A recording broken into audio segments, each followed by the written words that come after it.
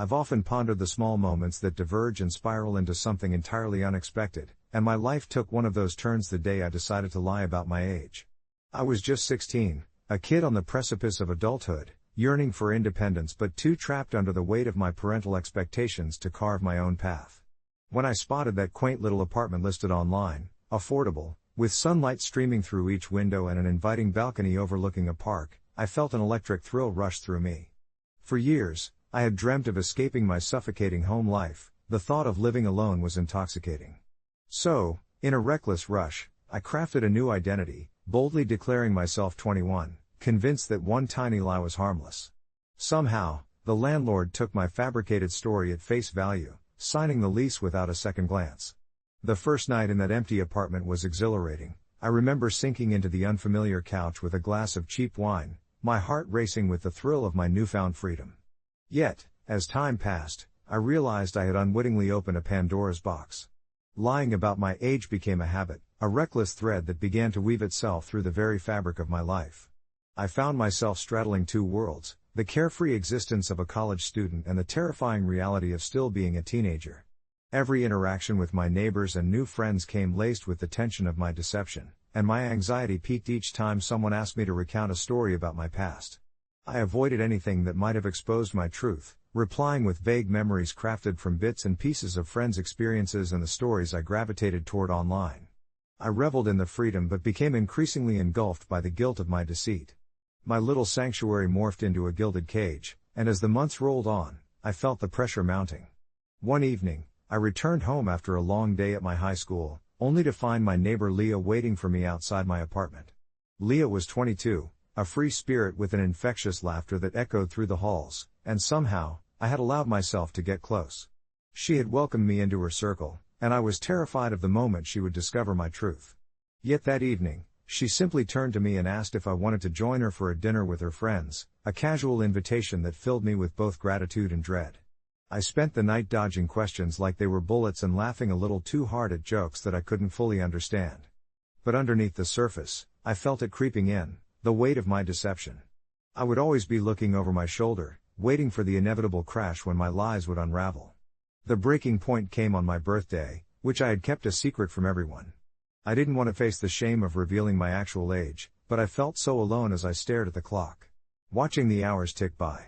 Leah and her friends surprised me with a small cake as they ambushed me with a chorus of happy birthday, only I felt shattered inside. That night, I gathered the courage to pull Leah aside, my palms clammy with anxiety. And with my heart racing, I confessed everything, how I had fabricated my age and the spiral of lies that followed. She stared at me in disbelief, her laughter evaporating into silence. I braced myself for rejection, for anger, but instead, she paused, her expression softening as she took a deep breath. "You're still you, with or without your fibs," she said quietly. "Just be honest from now on." It wasn't a magical resolution, but in that moment, something shifted within me. I realized I needed to take ownership of my truth, as complicated and messy as it was. I began to dismantle the layers of my facade, allowing those around me to see the real me, a confused teenager navigating adulthood. Though it didn't erase the past, I began to mend my relationships, unexpected friendships blossoming from the ashes of my dishonesty. The landlord eventually agreed to let me stay despite learning my true age, seeing the growth within me as I started taking responsibility. Looking back, I realized that snowballing can lead not just to chaos, but to unexpected positivity. I learned that the weight of truth carries its own freedom, and while I never would have chosen that path, it shaped who I am today. Life is not about the perfect facade, it's in the moments of genuine connection and vulnerability.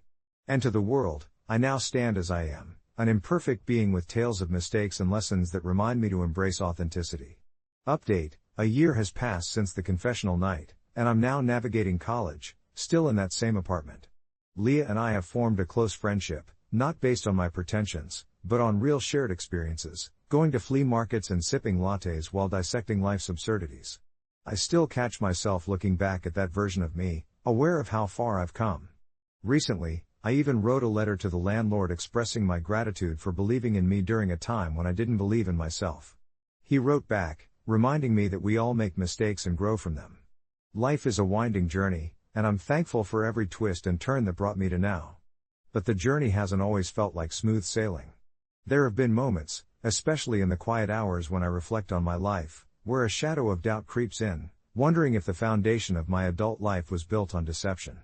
During some of our flea market trips, as I flipped through vintage records and marveled at dusty books, I found myself revisiting that fateful decision at 16.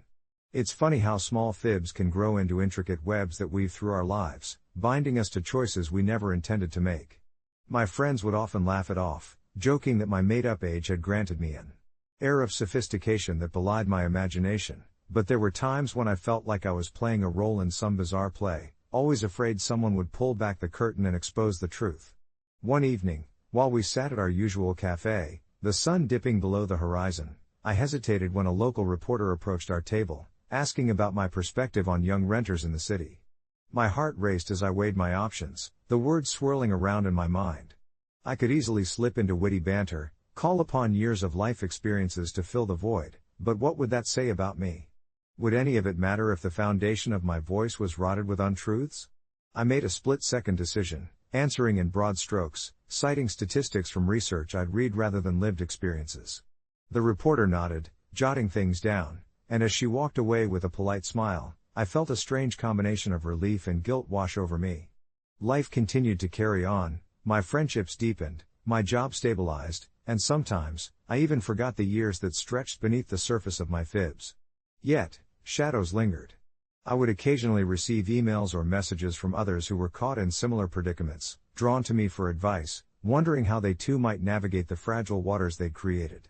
While I tried to help them untangle the complexities, the irony of it all was not lost on me, the shared experience of building lies, faced by those who sought honesty from a person who didn't always walk the talk line. I slowly began to realize that many people held their own secrets, some even darker than mine. In a strange turn of events, my past no longer felt like a burden, it transformed into a bridge connecting me to others just trying to figure their way out of the dark. One night, while I was alone at home, I started a blog, a simple space where I could share my truths, my missteps, and the beauty of forging authentic connections, craft a narrative stripped of illusions. As I hit publish for the first time, I felt lighter, as if something oppressive had been lifted. I wrote about that first apartment, my fear-driven motivations, and ultimately, about how I emerged from it, not because of the falsehoods but because of my determination to embrace who I was becoming. A few months into my new online journey, I received a message that sent chills down my spine. It was from the landlord who had once taken a chance on a scared 16-year-old. "I saw your blog," he wrote simply. "It made me proud." Sometimes, we all carry parts of our past that we wish to forget, but they shape us into who we are today. Keep sharing your journey. His words were balm to a part of me that had worried about being known for my lies instead of my growth. I took a deep breath, realizing that despite my past, I was still welcomed into a community shaped by shared vulnerability. Looking back now, I see that each twist and turn, each misstep and misrepresentation, has intricately woven into the fabric of my life's narrative, and I wouldn't change a single thread.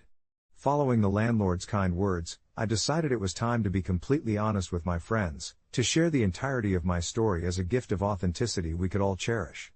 Sitting down over steaming lattes and sweet pastries, I spilled my heart and all my confessions. Their reactions were loving. Instead of judgment, there was understanding, an acknowledgement that life is chaotic and imperfect and that we all wear masks from time to time, seeking the right moment to slip them off.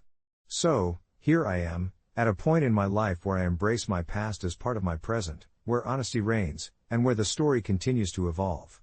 As I write this, I can't help but wonder how many others sit in silence, their truths buried beneath the weight of society's expectations, waiting to break free and carve out their own narratives.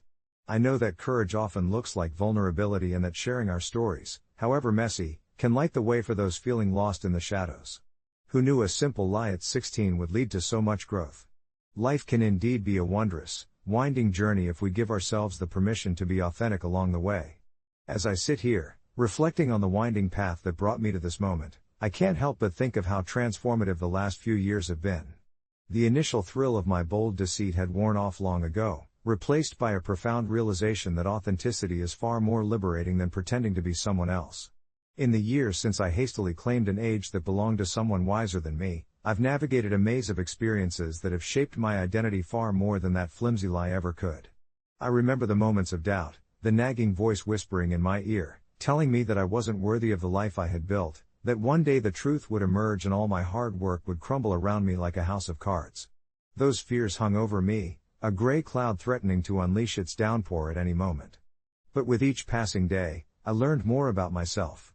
I discovered my passions, falling in love with the art of photography, a pursuit that allowed me to capture the subtle beauty in the mundane. I can vividly recall that crisp autumn afternoon at the park, the way the leaves danced to the ground, how the golden sunlight fell perfectly on the faces of children laughing. It felt like I was painting images with my camera, narrating the unspoken stories that each frame held. It was through these creative outlets that I found community, fellow artists who, like me, were drawn together by the heartbeats of their passions. There was something raw and profound about those gatherings, sharing pieces of our lives through our art without ever having to hide behind pretense. It felt like I had finally shed the weight of my earlier facade, and instead, I was embraced. For the messy, beautiful reality that I had to offer, the child who had once lied about her age, now standing tall among those who poured their truths into the world. And yet, even in these moments of connection, I still felt the lingering shadows of my past nudging at my consciousness. I anguished over whether I should come clean to my friends about my youthful deception, questioning if such a revelation would shatter the fragile tapestry of trust that I had worked so diligently to weave over the years. Then one evening, as I sat with a friend I had grown particularly close to, Sarah, with her infectious laugh and knack for enlightening conversations, we dove deeper into our respective struggles. I could see the way she battled her own insecurities, the way she compared her journey to others, especially on social media, where the reels of polished lives could leave one feeling utterly inadequate. It struck me then that maybe sharing my story might alleviate some of her burdens and offer her solace in realizing that we are all wrestling with our own narratives, imperfect and beautifully complex.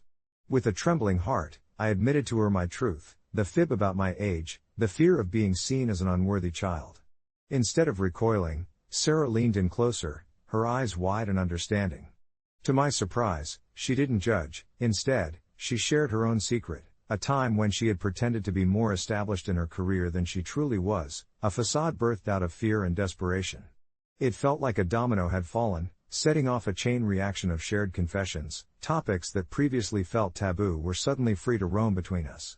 What began as an anxious confession morphed into a profound exchange of intimacy, where we offered pieces of our flawed existence to one another, a dance of vulnerability that, while unnerving, solidified our bond even further. As our conversations layered over one another, painting a richer tapestry of our friendship, I noticed that pain and joy cohabitated in those stories, each lending strength to the other.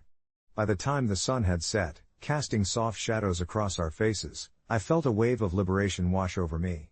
It was the first time my lie didn't feel like an anchor, but rather, a stepping stone towards deeper truths and connections. Since that night, I've made it a practice to embrace my authenticity, especially when it comes to friendships. My story, while not always boastful or inspiring in the traditional sense, serves as a gentle reminder that life is a collection of experiences, no matter how polished or chaotic they may seem. As I write this, I still find myself in moments of reflection, grappling with the remnants of my past misrepresentation, but instead of shame, I feel a sense of gratitude. It pushed me into the depths of myself, forcing me to confront my fears and rise above them with compassion for both the younger me and the person I am becoming.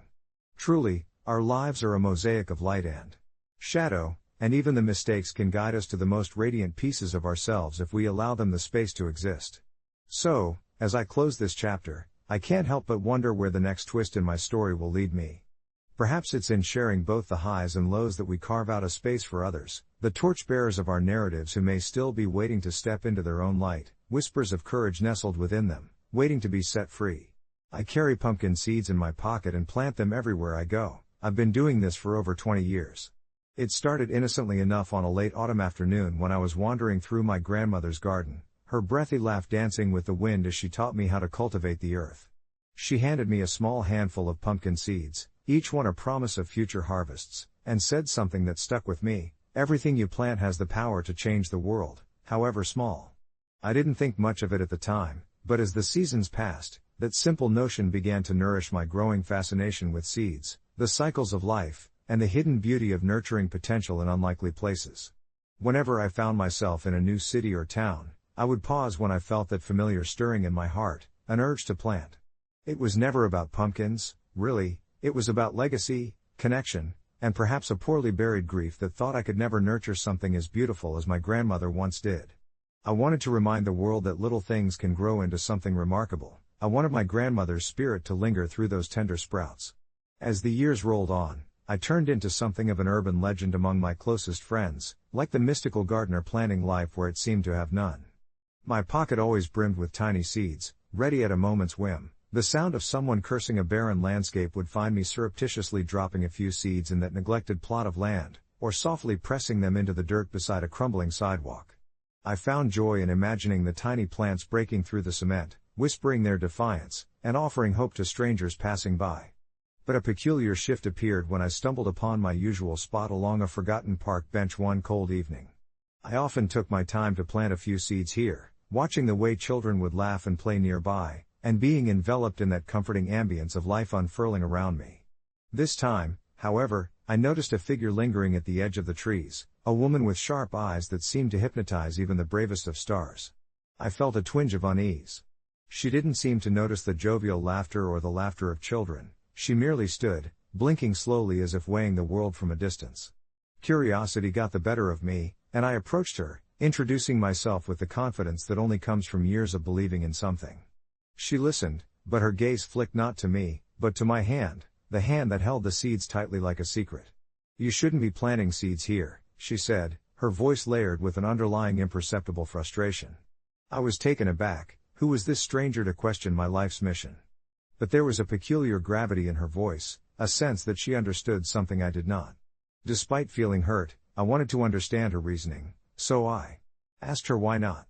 And with an intensity that felt like a storm cloud gathering in the distance, she warned me that not all seeds are meant to take root. Some spaces are dormant for a reason, cursed perhaps by sorrow or tragedy. I was confused. Surely my grandmother's legacy couldn't disrupt the delicate balance of the world. Yet, somewhere deep in my heart, her warning lodged itself like a splinter. Days turned into weeks, and though my pocket remained heavy with unplanted seeds, I couldn't shake off that unsettling feeling. Other whispers began to creep in, mostly from friends who casually mentioned odd occurrences tied to previously nurtured patches. Flowers withered too soon, plants grew with unnatural shapes, and urban myths of a spectral gardener emerged. The story spoke of lurking shadows that appeared in gardens where I had planted my seeds, stories that echoed with memories I hoped were long buried. I wrestled with my thoughts, feeling both the ache of loyalty to my grandmother's tradition and the twinge of guilt with every seed I pocketed but never planted, battling against the storm of whether to continue or cease this ritual connecting me to her. Finally, one rainy evening, I returned to the park, carried by memories both joyful and morose, and that woman was waiting beside the bench, her expression revealing nothing but the lines of concern etched across her brow. Without a word, I drew the few remaining seeds from my pocket, palms outstretched as if surrendering to the unseeable force around us. Plant them, but not here. Let them go into the world where they might find better ground. A sense of relief washed over me, unexpected and soft as the pouring rain embraced the earth, and I fled from that park, knowing I'd have to seek new territories, new sanctuaries to honor the promise I once made. As the years flowed, I became a traveler in search of places where every seed could thrive, planting not just for my grandmother, but for a world that might need a little extra color in its palette. Now, with every blossoming pumpkin I come across, I think of that conversation often, reflecting on how simple intentions can manifest into something beyond our understanding. Sometimes, when I return to those familiar locations, I smile at what they have become. They still bloom with exaggerated vigor, and some, surprisingly, flourish in the most unlikely terrains.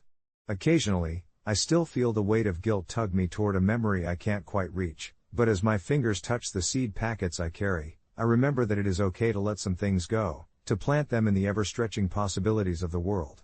I stand at the edge of each new destination, ready to find better soil, knowing that every tiny legacy I craft can yield unexpected blooms in the hearts of others. Update: recently, while wandering through a farmer's market, I encountered a woman, laughing with her children as they gathered pumpkins from a cellar. I felt a strange connection and approached her. When she turned, her eyes sparkled with familiarity, making my heart race. It was her, the woman from that fateful evening. We talked, laughed together, sharing stories of growth, both of plants and family.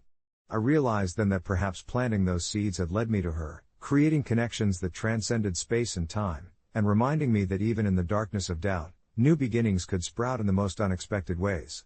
As we continued to talk, I felt warmth spreading through me, not just from the sun shining overhead, but from the joy of genuine connection. Her name was Clara, and she spoke with a gentle enthusiasm that reminded me of a soft breeze rustling through autumn leaves. She told me about her garden, how it had become a sanctuary for her and her children, a place where laughter intertwined with the scent of earth and flowers. Each tale she shared reminded me of the myriad of seeds I had scattered over the years, each a tiny anchor to different moments, emotions, and places. I felt a flicker of pride. Each pumpkin seed I had planted was my silent rebellion against the void, my way of nurturing life when my own felt so unmoored. We exchanged stories about our respective lives, my heart fluttering with the thrill of the unexpected, yet this familiar feeling lingering in the corners of my mind as if Clara and I had shared a memory long lost to time. The conversations danced effortlessly, filled with warmth, as if two old friends were catching up after a lifetime apart. As the sun began its descent, painting the sky with strokes of orange and purple, I couldn't help but wonder if planting those pumpkin seeds had somehow returned this lost piece of my own story back to me. Time slipped away, and when the market began to wind down, I felt an inexplicable urge to share my secret, the secret that had shaped the past 2 decades of my life. Amidst the shuffle of people packing up their fruits and vegetables, I glanced down at the small tin I kept in my pocket. It was filled with pumpkin seeds, my little carriers of hope. Taking a deep breath, I confessed to Clara about my habit of planting these seeds everywhere I visited. To my surprise, she didn't recoil or laugh. Instead, she leaned in closer, her eyes lighting up with curiosity and understanding. "You're spreading life," she remarked softly, brushing a loose strand of hair behind her ear. "That's beautiful." Her acceptance melted away any lingering hesitation within me, and for a moment, I felt lighter than I had in years. We parted ways under the twilight sky, exchanging numbers, and I couldn't shake the feeling that this encounter, born from the act of sowing seeds, was destined. As the days turned into weeks, I found myself looking forward to our conversations, each message a promise of laughter and connection. I shared with Clara some of the stories tied to the different places I had scattered my seeds, the old oak tree at the park where I spent hours pondering life, the abandoned lot where colors from wildflowers peeked through cracks, and the quiet beach where I had walked alone during storms of doubt. Clara listened intently, sharing her own tales, and together we discovered that with every seed, there was a story waiting to grow. One evening, as we were chatting, I mentioned how I once planted a pumpkin seed at a crossroads, a literal crossroads, when I felt lost in life. Clara paused, her expression turning thoughtful. "You know," she said, "it's funny. I used to feel so lost at that same crossroads, but I think I found myself again the day I chose to create my garden. It was then that I realized the true magic of the seeds I'd carried all these years. They were never just about planting pumpkins, they were about the connections they formed, the memories cultivated in the soil of my life, and the friendships nurtured despite the passage of time." That simple act of spreading seeds translated into hope, leading me to Clara, someone who saw the world through a lens of beauty and growth, just like I did. As our relationship blossomed into something more profound than I could have envisioned, I felt a twinge of guilt creep in. While I was overjoyed at the newfound bond, I couldn't help but worry about the weight of my secret. I feared that revealing the full extent of my obsessive planning might tarnish our connection. Yet, as clumsy as it was, I felt an inevitable pull towards honesty, towards laying bare the parts of me that had been shaped by both joy and sorrow. One evening, over a cup of tea that Clara had brewed with her children's help, I finally shared my fears, how my association with the seeds often blurred the lines between joy and grief for me. Clara listened, allowing my words to settle like dust in the soft light of her cozy kitchen, before gently assuring me that we all carry our own seeds of pain and hope. In the following months, I watched as our friendship flourished, evolving into something even more enriching than I had expected. Together, we decided to create a community garden, inviting others to share their stories and plant their seeds, be it real pumpkin seeds or the metaphorical seeds of hopes, dreams, and healing. As we tilled the soil together, laughter surrounding us like the aroma of fresh earth, I realized that those seeds I had carried in my pockets for over 2 decades had not only been about growing pumpkins but about cultivating a garden of connections and shared experiences, where life flourished in unexpected ways. The garden became a haven for the neighborhood, a place where toiling hands came together, nurturing their personal journeys while embracing the beauty of community. Now, years later, as I look around at the vibrant blooms and bustling laughter that echo in the garden, I feel a profound sense of gratitude. The seeds I planted in moments of loneliness had woven a tapestry of stories, friendships, and love, intertwining with Clara's life and so many others, reminding me that the smallest acts can have immeasurable impacts on our paths. The lesson I learned through all this is that sometimes, we must spill a few seeds into the unknown to watch as hope and connection take root, finding their way through even the darkest of soils. And just like those pumpkins, we often bloom in ways we never imagined possible. As I stood there in the vibrant glow of the farmer's market, surrounded by the warm aroma of baked goods and the laughter of children weaving through the stalls, I felt a soft breeze brush against my cheek, and for a moment, it was as if the universe was affirming the serendipitous nature of this encounter. Clara and I exchanged stories, her children, their laughter echoing alongside our words, brought life to our conversation. She told me about the pumpkin patch they had started in their backyard, a promised joy for her kids each autumn, how it mirrored her own hopes that had taken years to cultivate after her husband's passing. My heart ached with understanding. I spoke of my own journey, of the seeds I carried and planted through life's seasons, and as I recounted my 20-year ritual, Clara listened with an intensity that felt both comforting and intimate. It dawned on me that she too had known grief, yet here we were, sharing laughter and anticipation, bridging the divides of our histories as if fate had orchestrated this reunion. As the sun dipped lower in the sky, casting golden rays across the market, I noticed the pumpkin seeds nestled in my pocket, heavy with meaning. They had been a lifeline for me, a testament to hope during solitary nights spent wondering if I'd ever reclaim the joy I once knew. And now, standing here with Clara, it was apparent that through those seeds, I had inadvertently sown hope into others' lives too, reaching far beyond my own existence. The connection we shared felt like the intertwining roots of the very pumpkins her children gathered, binding us together in ways I was only beginning to understand. I could see her tenacious spirit reflected in the way she maneuvered through challenges, nurturing her kids while still embodying her own dreams, and it inspired a shift within me. Perhaps it wasn't merely about tending to the plants but nurturing the bonds we create with each act of kindness, each seed we scatter into the world. The afternoon faded into a soft twilight, the sky painted in delicate hues of lavender and gold, and I knew I didn't want this moment to end. So, with a mixture of excitement and trepidation, I suggested we exchange numbers, confronting the idea of forming a friendship in real time, beyond the realm of chance encounters. Clara's smile bloomed brighter, lighting up her face with enthusiasm. "I'd love that," she said, a gleam in her eyes that mirrored my own beliefs about fate and connection. As we exchanged numbers, I marveled at how easily two people could find a common ground in shared heartache while also discovering the promise of companionship, like two seeds finding their place in the same garden. In the days that followed, our friendship grew in unexpected ways. Texts turned into calls, and those turned into coffee dates that flowed effortlessly, punctuated by laughter and stories of our pasts, binding us closer. I met her kids. They were full of life, each visit to their home unveiling the world through their eyes, imagination unfettered, playfulness reigning supreme. I became a part of their little pumpkin patch, helping them nurture the plants that mirrored not only the story of their growth but also the healing process we all embarked upon together, learning one another's rhythms as shared lives often do.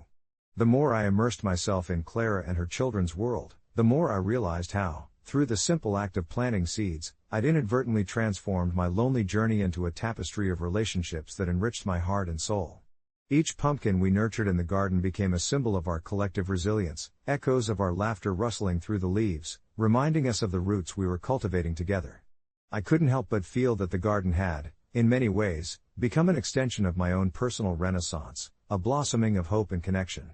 But amidst the joy, I couldn't silence the whispers of doubt that sometimes crept back in. Could this really be it?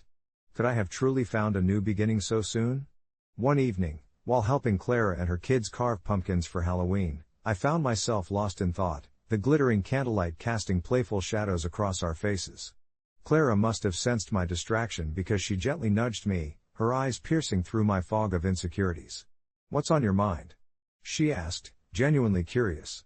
And in that moment, I poured out the remnants of my fears, my vulnerabilities tumbling forth like unwieldy seeds spilling across the ground. With earnest compassion, she reassured me, "Sometimes, we need to trust that the seeds we plant will flourish in their own time. Just as we've sowed pumpkins together, so too have we begun to nurture something beautiful between us." It was a simple, beautiful truth that struck a chord deep within me, urging me to embrace the journey ahead without the weight of expectations. Reflecting back on my 2-decade-long ritual of planting pumpkin seeds everywhere, I realized it wasn't simply about hoping for a garden to grow. It was an embodiment of faith in the power of life's smallest gestures, nurturing connections and building toward a future I couldn't yet comprehend. From that point on, every time I planted a seed in our shared garden, I felt an invitation to lay down roots, not just for the pumpkins but for the relationship budding between us, one that offered a path from solitude into community. Our lives began to intertwine seamlessly, a rhythm of support and companionship that inspired both of us to flourish. Clara and I became each other's harvest, brightening the dull moments of life with laughter and understanding. I watched, day by day, as hope sprouted and took form, nurturing not only the pumpkins in the patch but also the brave new beginnings our lives had shared. And that realization felt as miraculous as witnessing the very first green shoots pushing through the dark, rich soil of our intertwined fates. In the end, I found peace in knowing that sometimes, even the most solitary journeys lead us to unexpected gardens of connection, where laughter and love bloom amidst the shadows. The seeds we scatter throughout our lives may sprout in ways we neither foresee nor understand at first, reminding us that every act of kindness and every moment of honesty bears the potential to transform us into something we can hardly imagine. And as I look around at the thriving pumpkins each harvest season, I am left with not just gratitude but an entire garden of friendships blossoming around me, roots intertwined in ways that span the heart's vast corners, one seed, one connection at a time. It was a simple question that caught me off guard one evening while scrolling through my phone. If the person you hate the most were to experience one slight inconvenience every day for the rest of their lives, what would you choose it to be? The phrasing was innocuous, but it stirred a tempest of thoughts about Brian, my former best friend turned bitter rival. We had been inseparable in high school, feeding off each other's competitive spirit, but that all unraveled when he backstabbed me over a girl who couldn't have cared less about either of us. It was petty, really, but the betrayal carved a deep groove into my memories, and every encounter with him since had flared up feelings of anger and resentment. The thought of Brian dealing with small daily annoyances felt strangely poetic.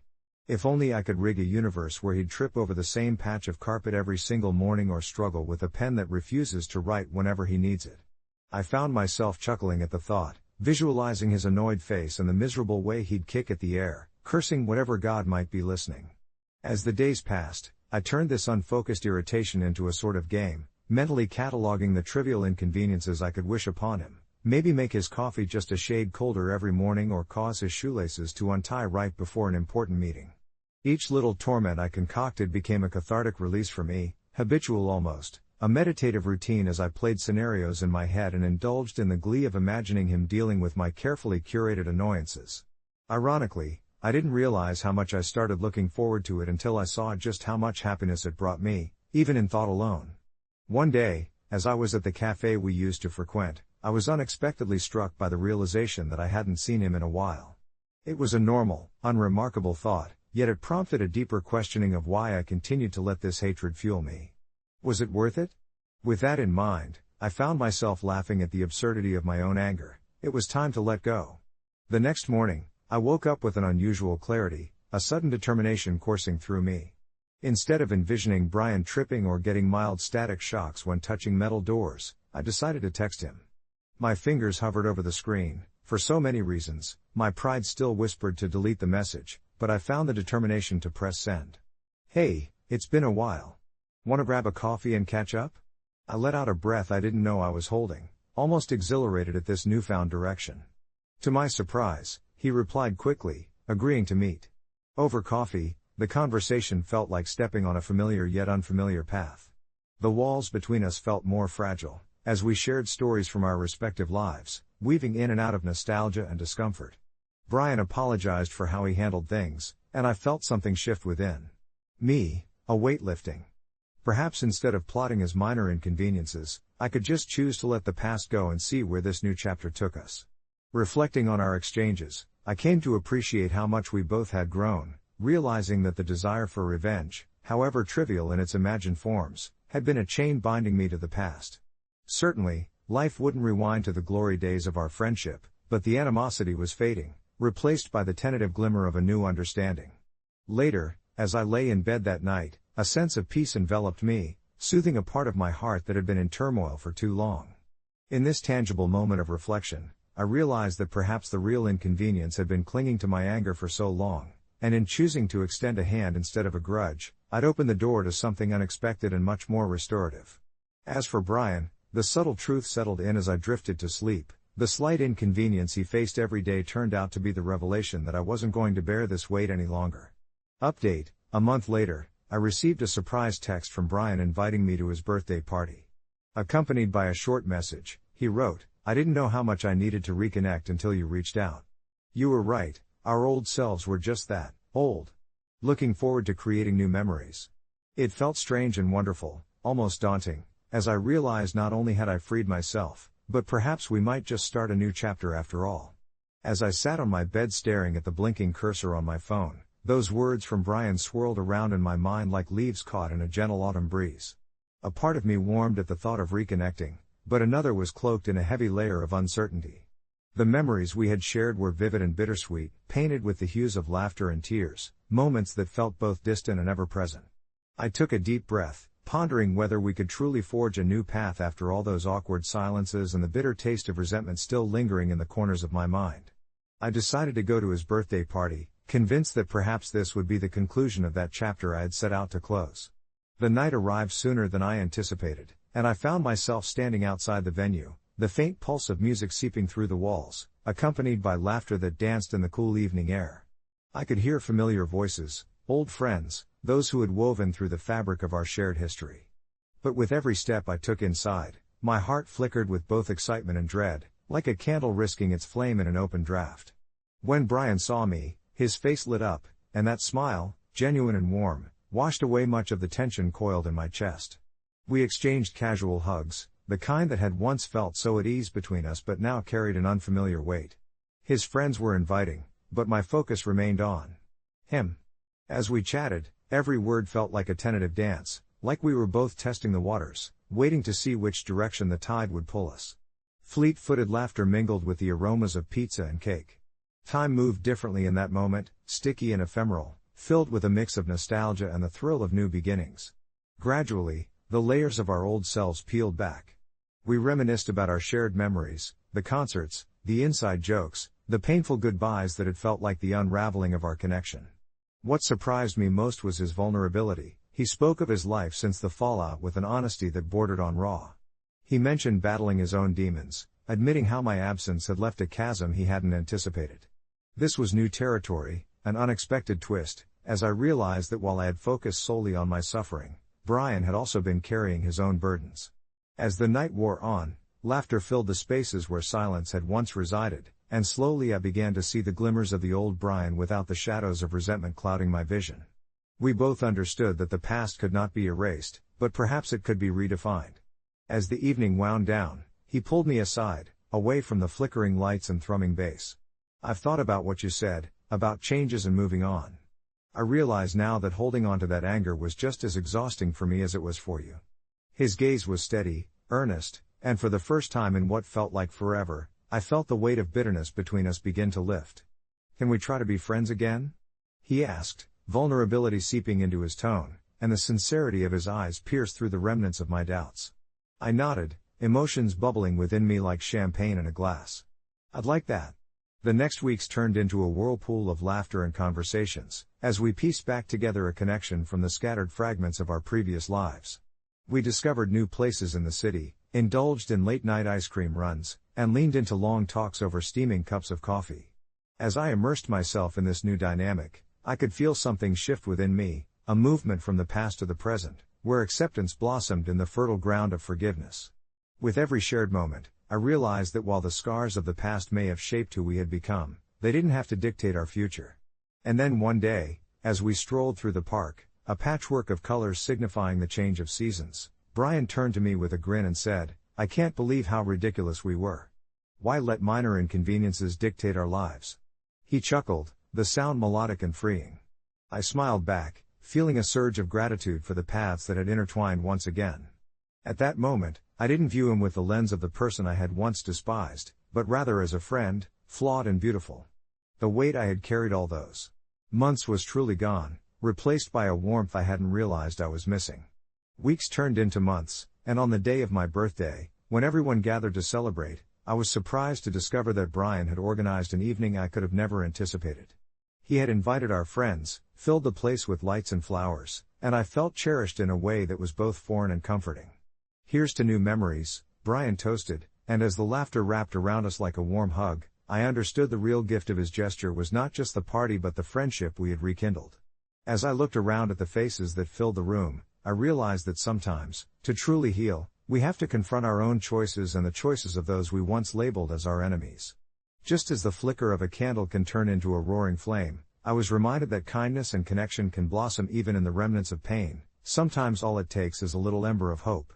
The days leading up to Brian's birthday party felt like an impossible blend of anticipation and trepidation. Each moment was colored by memories of our tumultuous past, but they were tempered now by the glimmer of possibility. On the day of the party, the sky was a brilliant shade of blue, with just a hint of clouds that promised a gentle breeze. I arrived at the venue, an unassuming community center that had been transformed into a lively celebration hub, with butterflies dancing in my stomach. The familiar scent of pizza and cake wafted through the air as laughter and music spilled out like an invitation. I took a deep breath, reminding myself of the clarity I'd found in this journey of forgiveness and renewal. The first sight of Brian was surreal. He looked different, more grounded, but his smile was the same warm beacon I remembered. As we approached each other, the years melted away, and that subtle tension I had anxiously anticipated never surfaced. Instead, we embraced as if no time had passed, something beautiful in that simple act that felt electric. His eyes sparkled with gratitude and excitement as he introduced me to his friends, each of them carrying a piece of his life I had long been oblivious to. It was a strange feeling, mingling with a new crowd, but as I shared stories, laughter flowed easily, and I found myself genuinely enjoying the company around me, every face lit up from the shared love of Brian, binding us all in this moment. As the night wore on, something shifted within me. Instead of focusing on the past and the darkness that once lingered in our relationship, I was buoyed by the human experience connecting us all in the now. There was a musical performance followed by a fun, lightly competitive game of charades that had everyone in stitches, and it felt good to let go of my reservations. When it was Brian's turn, he animatedly acted out a scene so hysterical that even those who didn't know him could sense the genuine joy radiating from him. In that moment, I found myself beaming, my laughter mingling with others in the room, a harmony that felt nourishing rather than performative. The more I watched him in his element, surrounded by friends who lifted him up, the more I saw the man he had grown into, a stark contrast to the shadow of someone I had resented for so long. Later, we found ourselves standing on a balcony, the cool evening air a delightful contrast to the warm, frenzied energy of the indoors. The city sprawled before us with its lights twinkling brightly like stars fallen to earth, and it was one of those moments where the world felt perfect in its imperfections. I know we've had our differences, Brian began, his voice steady but laced with an undercurrent of vulnerability. There were times I didn't recognize who I was, and it sometimes reflected on you. I appreciate you not giving up on us. I hesitated, thoughts swirling with fragments of our past. Me too, Brian. It took me a while to let go of resentment, but now I see I was holding on to the hurt more than I was holding on to you. We stood in companionable silence, understanding the weight of that moment without saying another word, united by the acknowledgement of how far we had come. As the night started to wind down, I felt a gentle nudge of sorrow realizing this beautiful evening was reaching its conclusion. But life is infinite in its cycles, and I understood this was merely an interlude in a much larger story. Before leaving, we exchanged numbers, as if sealing our newfound bond with that small act, and I promised him I would attend more of his gatherings if he'd have me around. The warmth of his smile as I walked away felt like a balm to my heart, a reminder that sometimes letting go of the past creates room for something more precious than we could ever imagine. In the days that followed, my phone buzzed with messages from Brian, each filled with eager suggestions for our next meetup. We moved slowly, not rushing to fill the void of time lost but rather savoring each moment of rediscovery, embracing the joy of each small conversation that transformed the remnants of resentment into laughter and shared experiences. It had been a journey of 1,000 steps, yet somehow, it all began with a single choice to reevaluate my feelings, reflecting on what truly mattered. I learned that the burdens we carry are often heavier than the ones we impose upon others, and sometimes all it takes is a flicker of hope to reignite the flame of friendship in our hearts. As autumn approached, painting the world with rich hues of red and gold, I found myself looking forward to what lay ahead, grasping onto new moments with both hands, ready to embrace whatever came next, free from the chains of the past. Each message, each meetup reminded me that healing is ongoing. It's the daily decision to embrace kindness over bitterness that stitches the wounds and sustains the bonds we forge. With that simple ember of hope cradled gently in my heart, I knew the future held endless possibilities for reconnection and love, and somehow, that made every past inconvenience feel utterly worth it. Confession, I gave head to a freaking banana. Yes, you read that right, And before you jump to conclusions about my sanity, let me explain. I'm just an average 20-something living in a small town, working at a local grocery store, and spiraling into a mild existential crisis as I try to figure out life and relationships. I've always had a quirky sense of humor, but my friends would often joke that my romantic life was just as ripe for comedy as it was for disaster. My last relationship had ended in a particularly awkward way. He had decided he needed space, only to backtrack and unceremoniously announce he was now dating someone who he claimed was better suited for him. I didn't have the heart to tell him that meant the end of my nights spent watching terrible reality TV and my weekends filled with the silence of loneliness. So, in my state of mild despair, I decided to throw a little party for myself. I bought a few bottles of wine, some snacks, and yes, a bunch of bananas. I sat on the couch, watching my favorite movies while indulging in a few glasses. As the evening wore on, the combination of a couple of glasses of wine and my ever-present bad sense of humor led to an unusual thought. Wouldn't it be funny to recreate a famous scene from a movie using just a banana? There I was, giggling to myself, holding the banana in one hand, and promptly made a comment about giving head to the banana, laughing hysterically at my own lack of dignity. My mind was buzzing with the absurdity of it all, but as I leaned in to take a ridiculously dramatic bite, inspiration struck. What if I turned it into a performance? It felt ridiculous but sort of liberating. Why not poke fun at my love life and the angst that seemed to follow me like a bad smell? I set my phone on a nearby shelf, hit record, and proceeded to give the banana a show. I don't know what possessed me, perhaps it was the wine or the need to embrace the absurdity of life, but I made a point to give that banana a moment to shine. I twirled and laughed, exaggerating every move until I lost myself in the charade, winking at the camera and pretending the banana was the sweetest lover I'd ever had. So there I was, full of self-derision and ridiculousness, recording myself in what I now refer to as the banana incident. A few friends got a hold of the video, and to my astonishment, it turned into a mini-viral sensation among a tight-knit group of social media friends. What had started as a moment of deep sadness turned into something quite remarkable. It pulled me back from the brink of feeling sorry for myself and showed me that laughter, even at my own expense, was a gift I'd forgotten I possessed. Weeks went by, and I began to embrace my sense of humor in ways I never thought possible, sharing my journey through life and heartbreak in an unapologetic light. I connected with new people online, all drawn to my newfound candor and kooky content. Perhaps life didn't need to be so serious. Just when I thought I was done with the banana saga, I got an unexpected message. It was from an old college friend, someone I hadn't spoken to in years. His messages were lighthearted and full of laughter, recalling the outrageous things we did back in our carefree days. It led to a few exchanges back and forth, and the connection felt different, deeper somehow. We agreed to meet up, and to my surprise, I found myself excited, because he had seen the infamous banana video and thought it was the most hilarious thing he'd ever witnessed. When we met, it was awkward but charming in a way that felt warm. We talked, we laughed, and as the evening wore on, I realized that this was the first time I truly felt connected to someone since that terrible breakup. So, you see, giving head to a banana wasn't just a ridiculous act of drunken escapism, it was a turning point that led me to rediscover laughter, rekindle friendships, and embrace the beauty of the absurd in life. Sometimes, you have to let go of everything, even your dignity, to find joy and connection. In retrospect, my confession isn't about the banana, it's about how taking a moment to explore the ridiculousness we often shy away from can lead us down enchanting, unexpected paths. Update: a month later, that college friend and I decided to take things to the next level. We're officially dating. And yes, we've shared a few more crazy moments that involve fruits and laughter, which have solidified our bond even more. Life can be so wonderfully absurd, and honestly, I can't wait to see where this new adventure takes us, knowing that sometimes the most ridiculous confessions can lead to the greatest joys. As I sit down to reflect on the whirlwind of my life since that fateful day, a gentle smile creeps across my face, and I can't help but laugh at how surreal it all feels.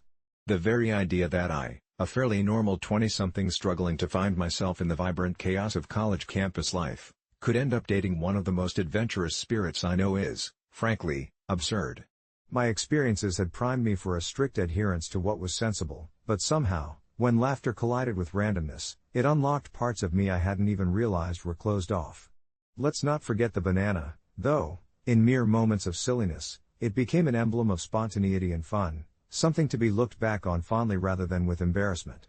Our mutual unorthodoxy sparked an unspoken camaraderie between us, something blossoming into laughter-filled nights where we'd recount our craziest experiences over shared ice cream sundaes, rich chocolate drizzling down the sides, rivaled only by the heaps of fruity toppings we continually consumed in jest of that first encounter.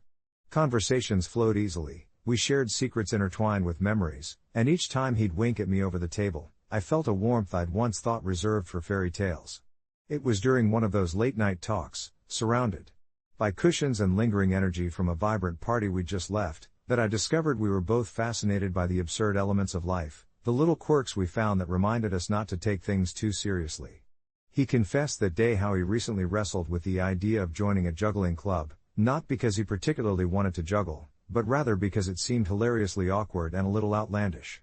We burrowed deeper into our joyfully whimsical thoughts, and who knew a casual conversation could emit so much warmth and connection. As the month neatly slipped away into a golden series of dates, I found myself growing more and more attached, not just to him but to the laughter and adventure we created together, filling up my once monotonous life with dazzling episodes of spontaneity. One particular afternoon, in an impulsive fit of creativity, I suggested we should enter a local fruit sculpture competition that promoted sustainability in art. The idea met with guffaws, and he played along. We both knew it would involve making something wild and bizarre, definitely fruit-inspired. Days later, we stood in my tiny kitchen, hands sticky with juice and laughter erupting between all the gut-busting negotiations of who would carve the watermelon into a shark and who would get the pineapple crown. We envisioned an outrageous creation that would not only make the judges scratch their heads in disbelief but also bring smiles to the faces of anyone observing our ridiculous efforts. As we cut, sculpted, and assembled our fruity tribute, I realized we weren't just creating a quirky piece, we were crafting our own little sanctuary, one laugh and mishap at a time, stamped with the ridiculousness of our adventures. The day of the competition arrived in a flurry of excitement, where we displayed our overly ambitious pineapple shark hybrid that looked more like a creature out of a cartoon than anything serious. We embraced the absurdity wholeheartedly, encouraging the giggles and whispers from passers-by instead of sympathizing with our failed artistic endeavor. The joy we felt, sharing inside jokes about our outlandish expectations, made the whole experience so rich it didn't matter that we didn't win.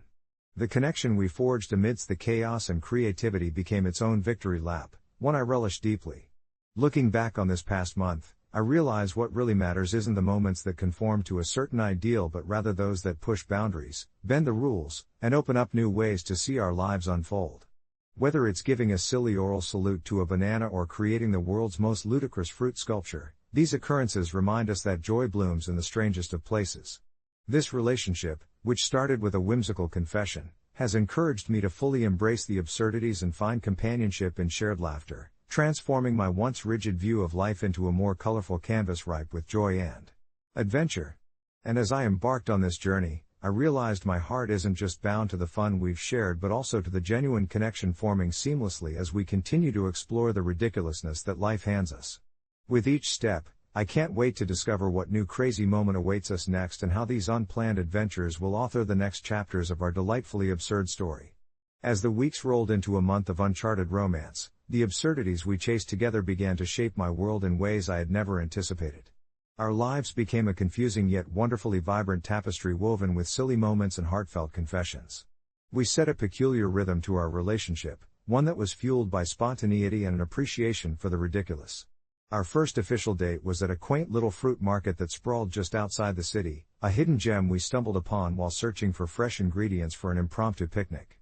As we ambled through aisles brimming with colorful produce, I found solace in our shared jokes and the way we could burst into laughter over the oddly shaped vegetables that protruded from their boxes like playful imposters.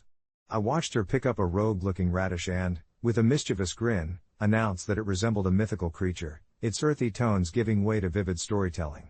It felt surreal to be with someone who embraced these fleeting absurdities as if they were sacred, as if the bizarre moments held secrets that could weave our hearts closer together. One sunny afternoon, as we tucked ourselves into a grassy nook beneath sprawling cherry blossoms, we decided to bring our own twist to the typical picnic fare. Inspired by the playful essence of our relationship, we rummaged through our gathering of fruits, bananas, kiwi, and stubbornly ripe peaches, and came up with a silly competition. Each of us would create the most absurd fruit art we could imagine, an homage to our own quirks. I crafted a banana in the shape of a guitar, complete with toothpick strings, while she managed to create a hastily constructed fruit face that made us both chuckle uncontrollably. These moments became not just laughter shared but also silent acknowledgments of the warmth blossoming between us. While we savored the summer sun, I felt my heart flutter as we gazed at one another, the playful energy uniting us in a way that felt pure and right. But life, in its beautifully chaotic nature, also had its shadows. With the excitement, I wrestled with a gnawing fear. Was this delightful absurdity merely a phase? I had seen relationships begin with laughter only to sour when mundane realities encroached. To confront these insecurities, one night I invited her over for a cozy movie marathon.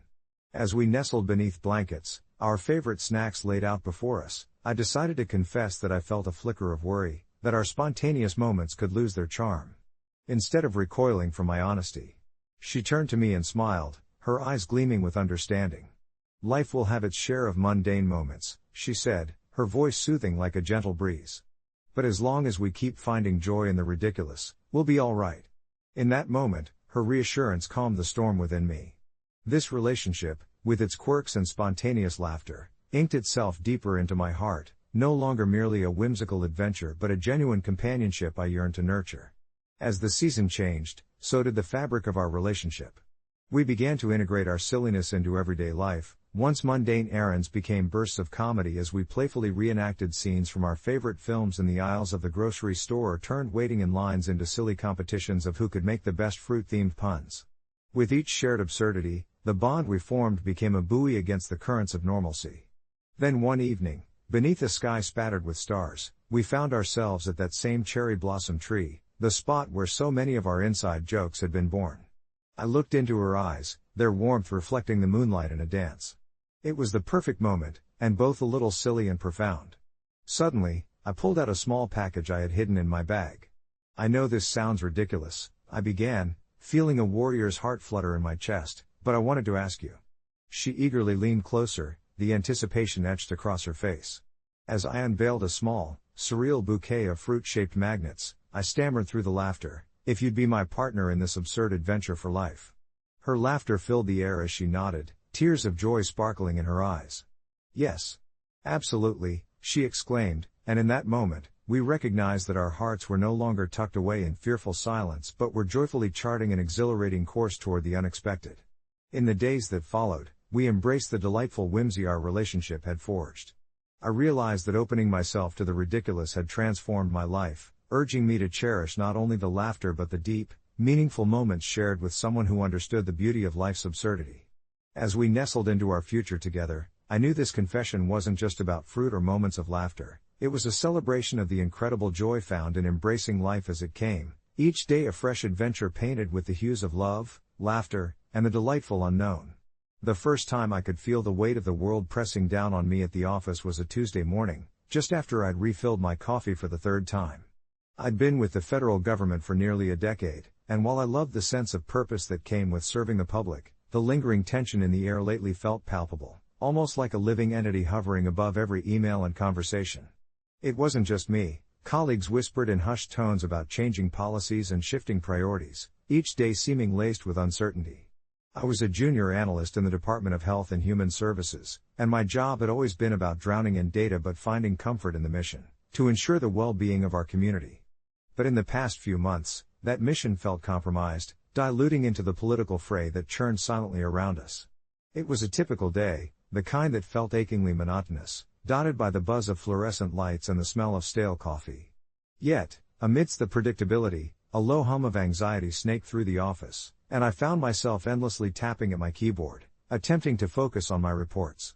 My desk was cluttered with printed research, sticky notes scribbled with reminders, but my mind drifted toward a conversation I'd overheard between two senior colleagues. They were debating the whisper of budget cuts, and whether recent changes in administration would affect funding for the health programs that had been my focus. I felt a knot tighten in my stomach, flickering vulnerability like a neon sign in darkened streets. The success of the initiatives I was so passionate about was on shaky ground, and I couldn't shake the thoughts of the families who relied on these programs, all while grappling with my own ambition. I wanted to rise in my career, to advocate for those who couldn't speak for themselves, yet fear crawled beneath my skin, a reminder that I needed to tread carefully. After a long day, when the sunset stained the skyscrapers outside my window with warm hues, I felt a sudden, desperate urge to connect with my peers. Taking a breath, I shot a message into our office group chat, just curious, what's the mood like these days? The response was immediate, a flood of uncertainty and fear cascaded in. It's rough, one colleague admitted, echoing my hidden turmoil, I just don't know how long we can keep this up. Another added, the higher-ups seem lost. I felt a sense of camaraderie bonding us, yet the tension climbed, thick and suffocating. I had always valued open discussions, believing they produced solutions, but this felt different, a confrontation with shadows rather than a rally toward collective strength. Days turned into weeks, and with each passing moment, discussions began to swirl about potential layoffs and department restructures. I barely noticed the changing colors of autumn outside our windows as my focus narrowed on the fear-driven thoughts bottlenecking my creativity. One evening, as I sat alone in my car before heading home, I received an email from an upper management figure, something about a meeting the following week. The subject line was enough to send adrenaline pumping through my veins, reassessing organizational structure. My heart raced as I scanned the office lobby, eyes meeting colleagues, all wearing similar masks of uncertainty. Anxiety tightened its grip, and I decided to reach out to one of my closest colleagues, Leah, who shared my worries. We met after work at a small coffee shop down the street, both of us searching for solace in the warmth of chamomile tea. I formulated a brief strategy in my mind, a small glimmer of hope for restoring our shared sense of purpose. But as I shared my concerns, Leah sighed, the flickering light of a candle casting long shadows on her face. It's not just about us losing our jobs, it's about the lives that depend on our work, she said, her voice cracking slightly. That statement echoed in my mind, guiding my thoughts toward a deeper commitment. In the following days, I finally made a choice. I could either remain a passive observer or take an active role in our shifting landscape. I organized a small lunch discussion with the office, a chance for us to speak honestly about our fears, hopes, and the future of our services. When the day came, I stood nervously at the front of the conference room, surrounded by familiar faces, and allowed vulnerability to flow through me as I shared my own anxieties about our mission being lost amidst political games. To my surprise, they opened up in return, sharing stories that intertwined their lives with those of the people we served. What began as a timid discussion transformed into a heartfelt exchange that lifted the invisible weight off our shoulders. As stories unfolded, it became not merely a session of venting, but a renewal of our collective commitment to those we served. I noticed smiles breaking through the grim facade, expressions of shared purpose guiding me through to a dimension of hope. Weeks passed, and while the winds of change continued to blow harshly outside, we found security in our bond. The meeting I had dreaded arrived unexpectedly. However, it turned out that our shared spirit had sparked an initiative that returned focus to our core objectives and revitalized commitments. The leadership recognized the depths of our work, and slowly, the tide began to shift. The ultimate resolution felt like breathing fresh air after being underwater for far too long. In the end, while uncertainty still loomed on the horizon, we had formed an unbreakable support network which kindled a flame of resilience that would carry us forward. Looking back, there was grace to be found in those moments of vulnerability that led to such reaffirming transformation. And just like that, amidst the cacophony of office life, we discovered that connection and openness can weather even the most tempestuous storms. After all, in the humdrum routine of the federal government, it was the shared understanding of our mission that ultimately tethered us together. A month later, as I draft this, I can't help but reflect on how fear morphed into fortitude. Those who once felt mute in the silence learned to vocalize their passion, thus finding strength in community, and in time, I understood that my greatest narrative wasn't just about the bureaucratic machinery, but about people, and the stories that bind us all together. When I look back on that month in the cavernous halls of the federal building, it's strange how the discomfort of uncertainty transformed into something approaching grace. I remember the first time I overheard two colleagues in the break room, their voices a beautiful blend of laughter and understanding. There was Kelly, a mid-level analyst with an incredible knack for predicting policy trends, and James, whose deadpan humor often masked an extraordinary dedication to his work.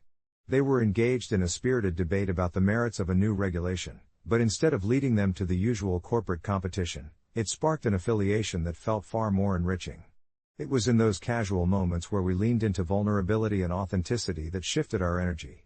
I can't help but smile at how we began to celebrate small victories by bringing in homemade treats on Fridays, transforming mundane workdays into little havens of connection.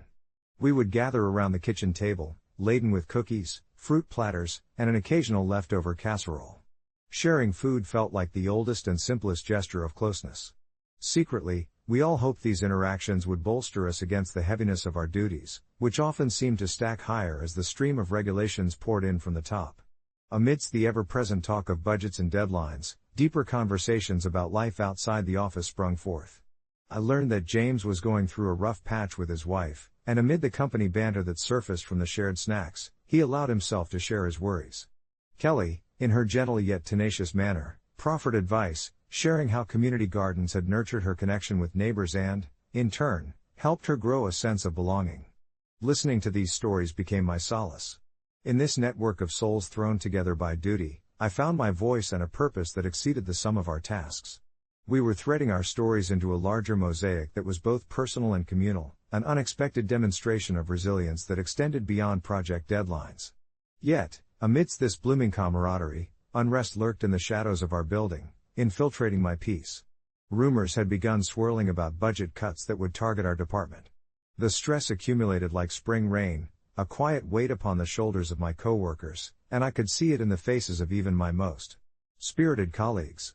Kelly lost her typical enthusiasm, her smiles roaming further into the realm of forced gestures.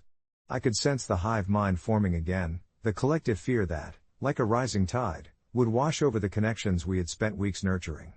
During one of those moments, after the customary Friday snack session, I gathered the courage to speak up. What if we, as a team, host an informal meeting to air our thoughts? To strategize how we can articulate our worth to the higher-ups? Silence wrapped around us for a heartbeat before the murmur of agreement started to build. James nodded, wiping crumbs from his fingers as he offered to draft an agenda, while Kelly suggested we invite others from different departments, illustratively bolstering our diverse strengths. The week that followed became transformative. Those sessions were more than a meeting of minds, they were a heartbeat. Each voice harmonized with urgency and relief, intertwining resumes and success stories, defiantly tethering us to our mission and our value. As we drew closer to our presentation to senior management, I watched as Kelly and James regained their spark, radiating conviction that pulsed through our group. The day we presented came like a soft sunrise, nervously bright yet filled with potential. Stepping into that conference room, I felt a tide of collective strength wash over me, calming the nerves that had clawed at my stomach. The discussions flowed freely. It was more than just facts and figures. We painted a picture of our responsibilities, their impact, and how each of us was a thread in the intricate fabric of our organization. By the end, we left the room with heartbeats echoing off the walls, and although it was too soon to gauge the repercussion of our efforts, the liberation of our voices echoed in the corridors far beyond that day.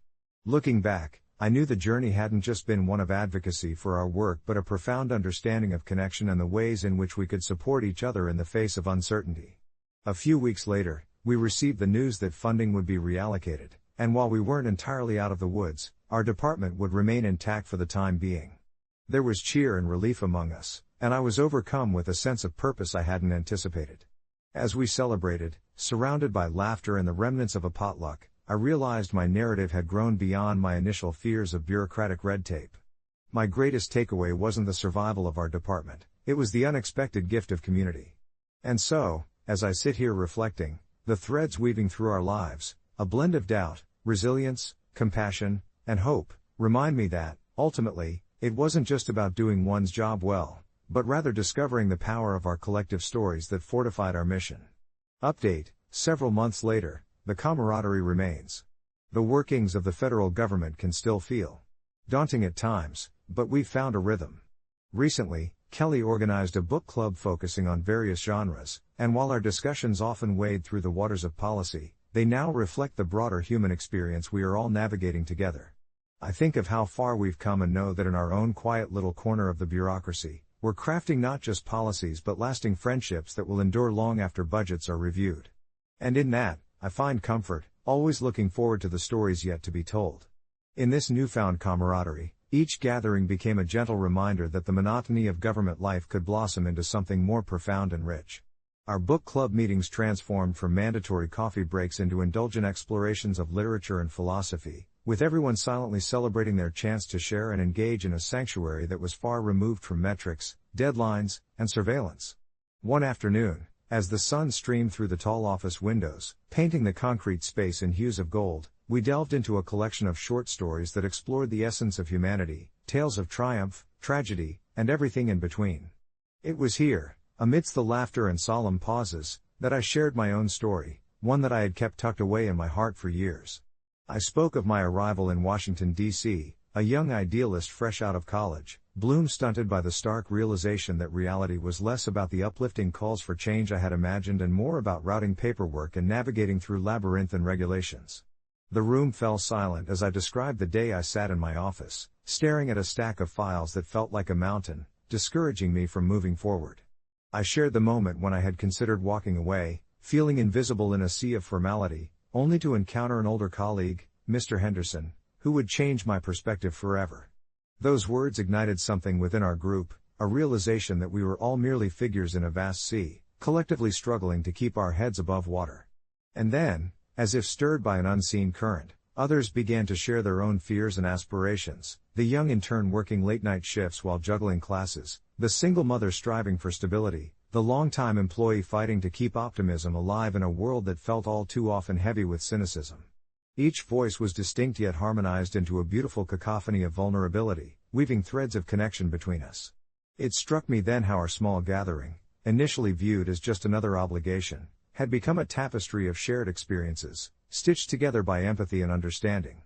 Weeks turned into months, and each meeting deepened our bond, eclipsing the original intent of simply escaping the office grind. We began to celebrate birthdays, organize potlucks, and even staged mini-poetry slams, where we poured our hearts into verses that dared to question the very fabric of our lives.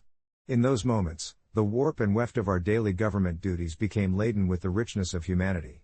It was refreshing to hear laughter and see the glint in our eyes when we allowed ourselves to be just people, stripped of titles and responsibilities. However, the peace was disrupted one Wednesday.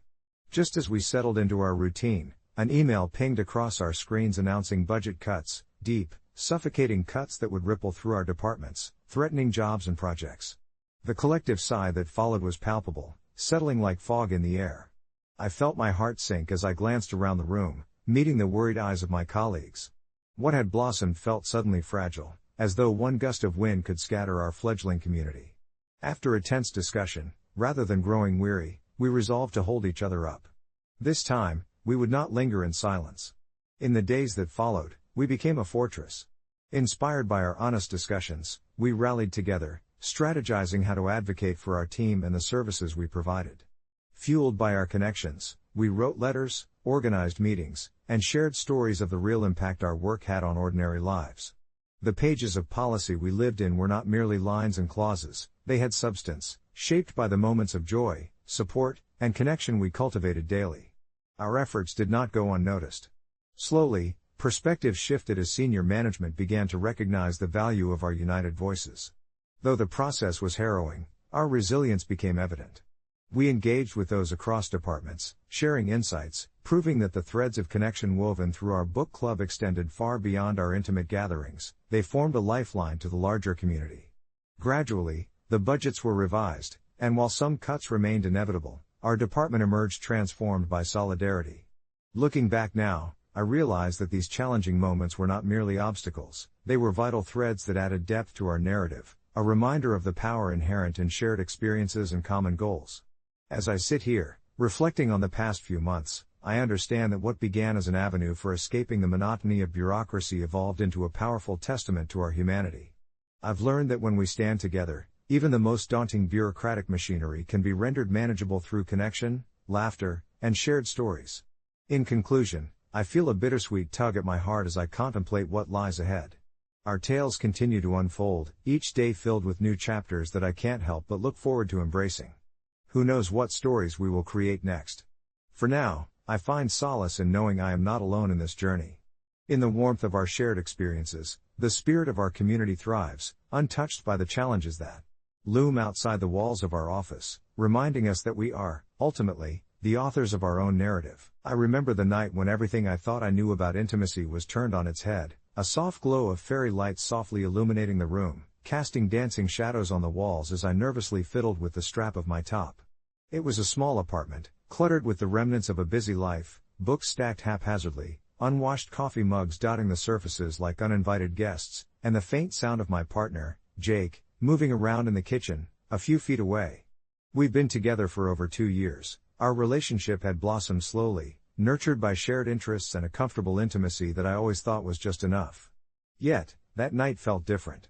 I had stumbled upon a thread on Ask Reddit earlier in the week titled "What's the best NSFW tip you wish others knew?" And, intrigued by the myriad of bold confessions, I felt a stirring of curiosity. As I read through the comments, I realized there was so much I had yet to explore, both within myself and with Jake. One particularly insightful reply suggested that couples often limit themselves by not communicating their desires, fears, and fantasies openly enough. That thought lingered with me as Jake walked into the living room, a gentle smile on his face, unaware of the internal storm brewing inside me. "Hey, you okay?" he asked, his brow furrowed slightly with concern. That question hung between us, heavy with unspoken words. The minutes stretched as we made small talk about our days, but I could feel an invisible barrier between us, a wisp of hesitation that I needed to break through. Seizing the moment, I took a deep breath, my heart racing as I ventured into the conversation I had long avoided. "What do you think about trying something new?" I said, my voice almost a whisper, the words tumbling out before I could take them back. Jake raised an eyebrow, his interest piqued. "New, like?" He prodded gently, a hint of excitement mingling with uncertainty. So, I took the plunge, sharing snippets of what I had read, my cheeks flushing as I laid bare my thoughts on desires I had tucked away, painting a picture of openness and exploration. To my relief, he listened, absorbed in what I said, his expression morphing from confusion to intrigue. What started as an awkward conversation soon flowed into a deeper discussion filled with laughter, vulnerability, and the sweet release of unburdening myself of my hidden wishes. As the night unfolded, we delved into our fantasies, each confession easing the tension between us as we discovered overlapping interests. One of us would share a thought, a dream of escapades just outside the realm of our everyday life, and the other would respond with enthusiasm, eager to explore these new waters together. Through this sharing, I noticed a shift, not just in our dialogue but in how I felt about our relationship. The electricity in the air seemed tangible, the space between us charged with possibility. But I did feel a shadow lurking in the recesses of my mind, the weight of societal expectations whispering doubts that perhaps we were overstepping, or worse, were we risking our comfortable bond for something ultimately unattainable? It was all a little frightening, yet exhilarating at the same time, a tango of emotions I hadn't anticipated. We eventually decided to act on one of my more adventurous suggestions, planning our first outing into an upscale adult store known for its open-minded staff and welcoming atmosphere. I was a bundle of nerves, unsure if we were stepping too far outside our usual groove. That Sunday afternoon, we entered the store hand in hand, a small thrill coursing through me as I noticed fellow couples exploring aisles, laughing over novelty items, and exchanging knowing glances, their comfort sparking a fire of liberation within me. Jake and I navigated the store, exploring various sections from sensual lotions to intriguing toys. To my surprise, our playful banter began to flourish between the seemingly mundane decisions of what to try or what to leave behind. As we picked up a few items that piqued our interest, there was an unspoken understanding that we were embarking on a journey together, not just exploring products but unearthing uncharted territories of our relationship, each item a step into deeper intimacy. As we left the store, our hands intertwined and our hearts aligned, I felt a warmth radiating from within, an affirmation that not only had we taken a literal step toward expanding our physical connection, but we had also broadened the emotional landscape of our partnership. The tips I had discovered were more than just recommendations, they had opened a portal to authenticity, revealing a freedom that was ours for the taking. From that day forward, we made it a habit to communicate openly about our desires, exploring new facets of intimacy without the fear of judgment. Our relationship deepened in ways we hadn't imagined, bonded by the courage to share even our most vulnerable thoughts. In reflection, I think what began as a simple Reddit thread expanded into something profound, our desire to connect, challenge boundaries, and grow together. Sometimes I look back on that night and realize how significant it was to confront insecurities and be brave enough to ask, what if? It was a lesson in trust, revealing a world where love thrives on understanding and exploration. A note of caution, though, as exhilarating as it was also essential to ensure that both Jake and I felt comfortable throughout this journey, emphasizing consent and check-ins, learning together at our own pace. I now understand that intimacy is a shared adventure, marked not just by the physical but by the emotional landscape we navigate side by side. And to anyone reading this, I say embrace communication, it could be the best NSFW tip you might ever receive. If you're interested, here's a little update. A few months have passed since that pivotal day, and we now schedule regular sessions to discuss what we want to explore, both inside and outside the bedroom. It's like an open book, each chapter revealing something new about ourselves we didn't know existed. There's a certain peace in knowing that we are on this journey together, continuously writing our story, one daring adventure at a time. Every day, I am reminded that intimacy is not just about the act, but rather the connection and openness that fuels it, and I wouldn't have it any other way. Sitting here in the dim light of the living room, I can hear the faint hum of the refrigerator mingling with the sounds of the outside world, distant laughter from neighbors, the soft rustle of leaves in the night breeze. It's peaceful, as if the universe is giving us a moment to breathe and reflect on all the changes that have unfurled since our profound revelation.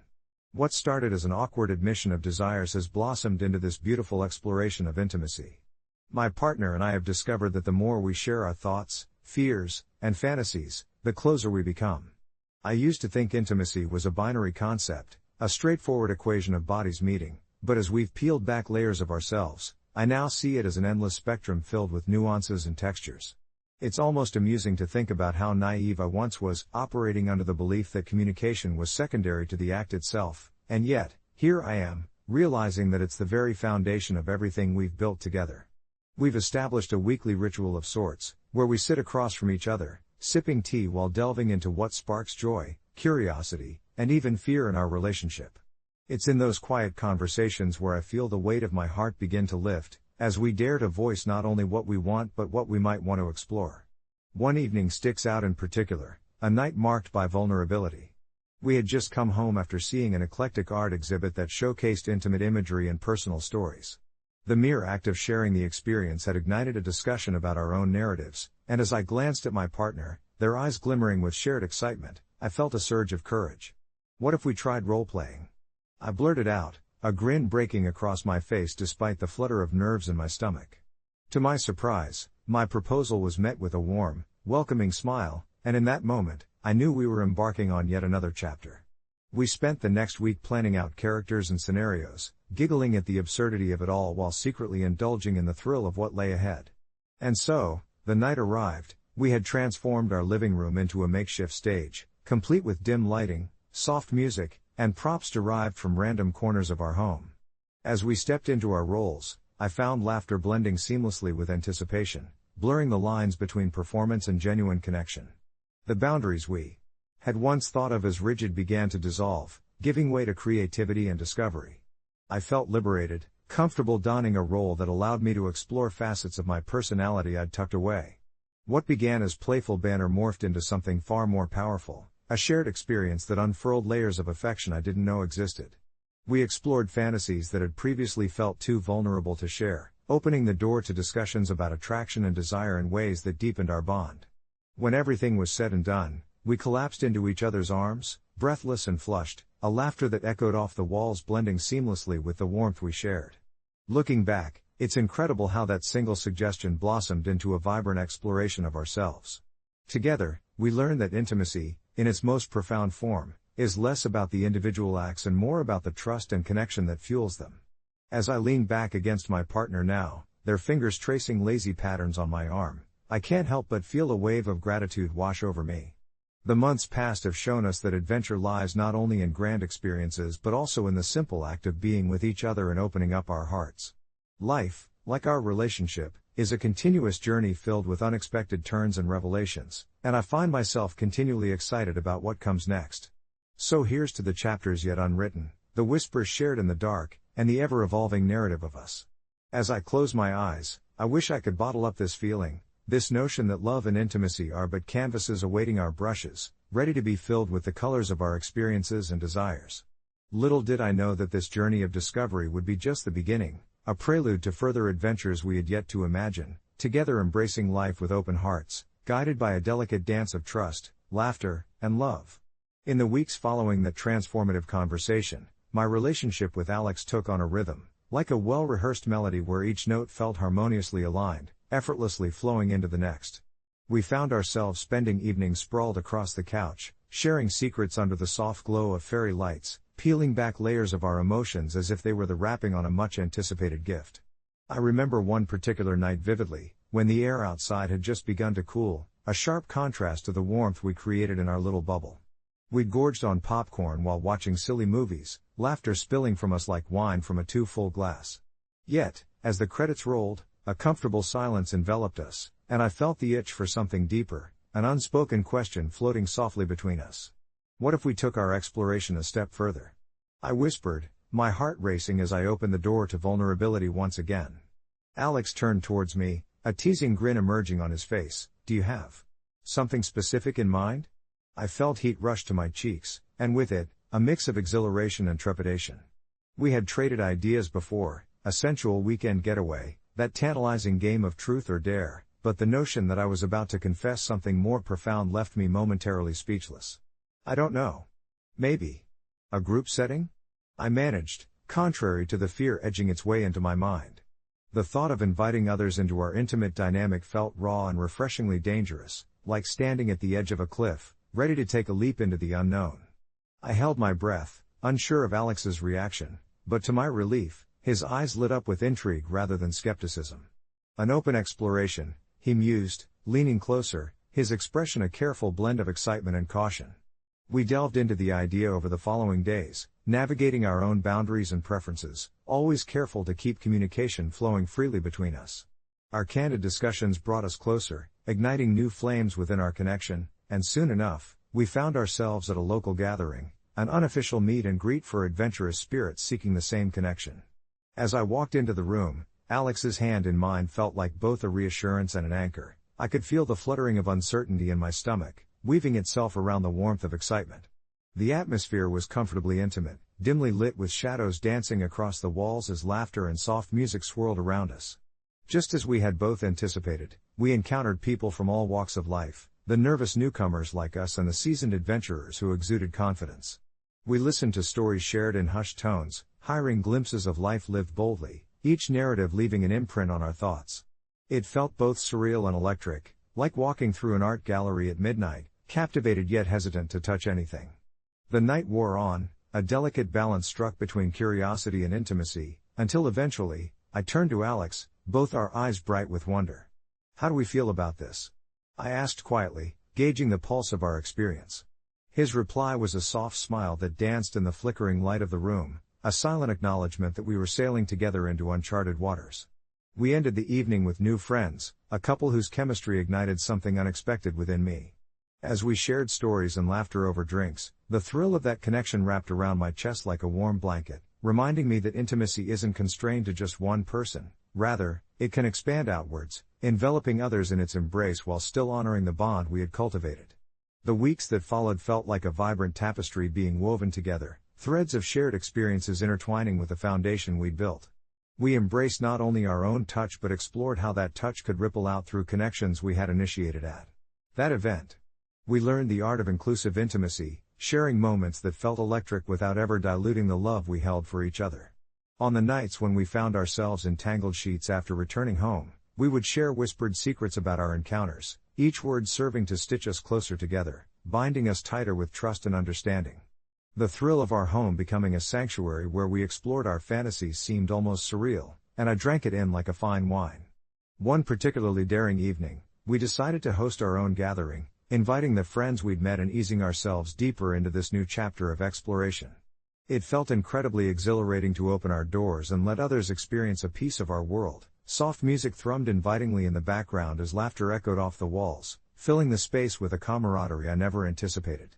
I watched as Alex moved through the room, effortlessly engaging with the others, bringing his genuine warmth and charm to the forefront. My heart swelled with love and pride.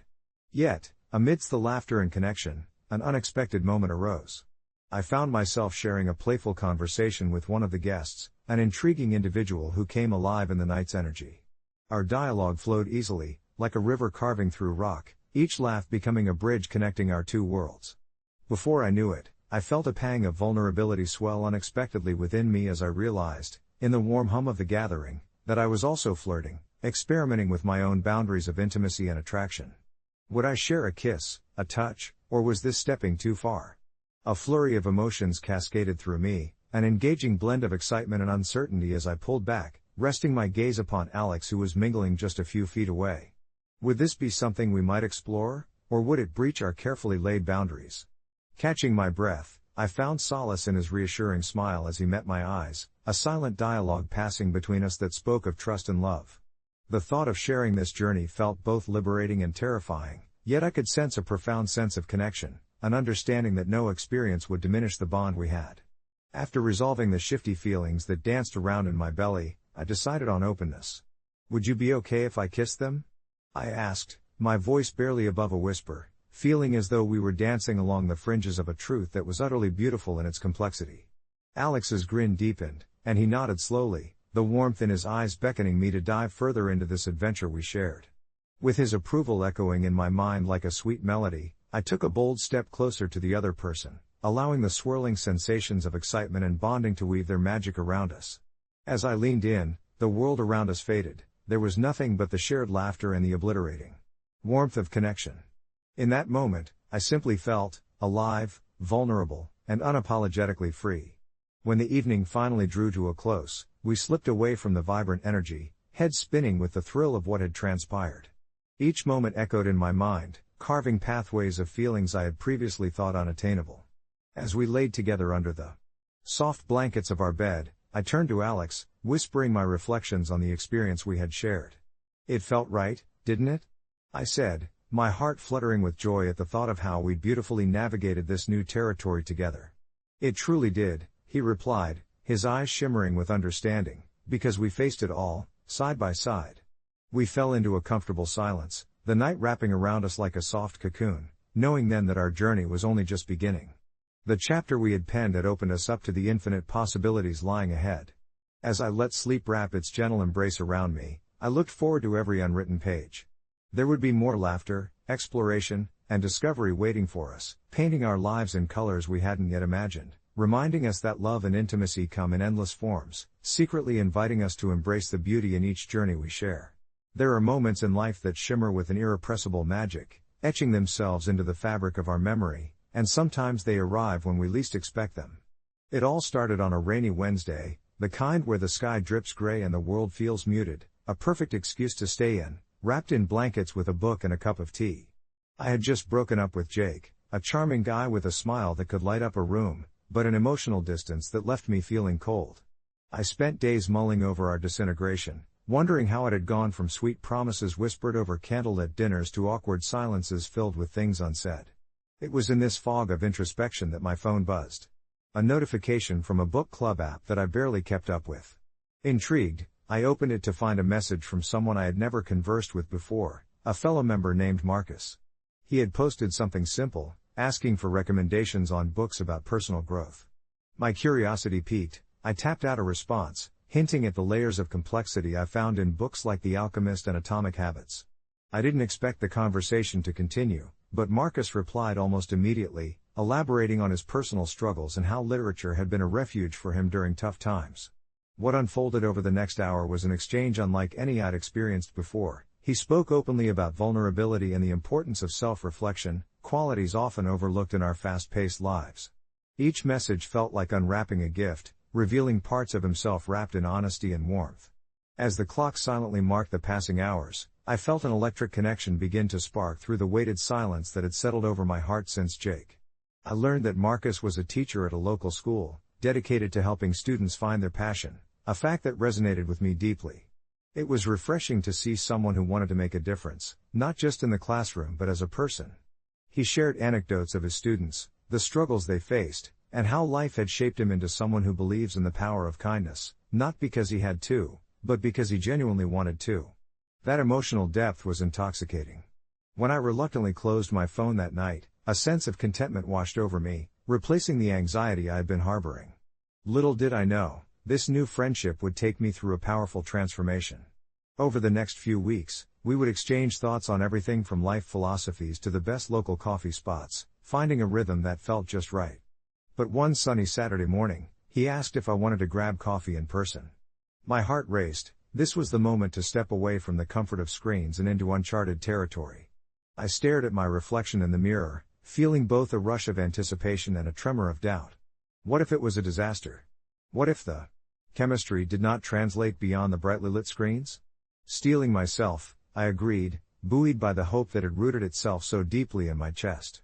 The day of our meeting dawned bright and clear, a stark contrast to the uncertainty brewing inside me. As I sat across from Marcus in a cozy cafe, the sunlight filtering through the large windows casting warm light across the rustic wooden tables, I felt an unexpected wave of calm. We chatted as if we were old friends, the conversation flowing effortlessly, punctuated by infectious laughter that drew curious glances from other patrons. Slowly, I began to see glimpses of the person behind the messages, the vulnerability in his eyes when he spoke of personal losses, the passion that ignited his tone when discussing his hopes for his students. It was crystal clear that this was a man who cared deeply about the world and all its intricacies.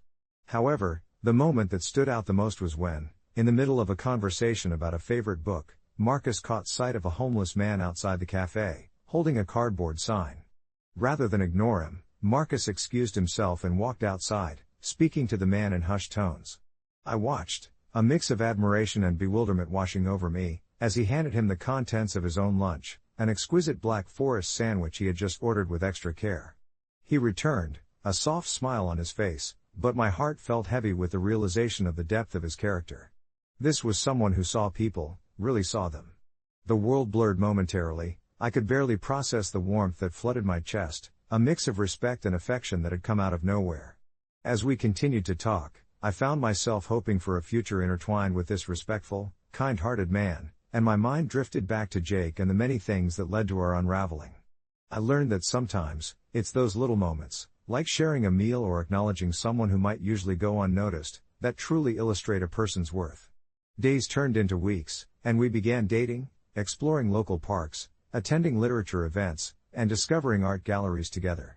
Every encounter deepened my belief that I had stumbled upon something rare with Marcus, his kindness casting shadows on my previous relationships.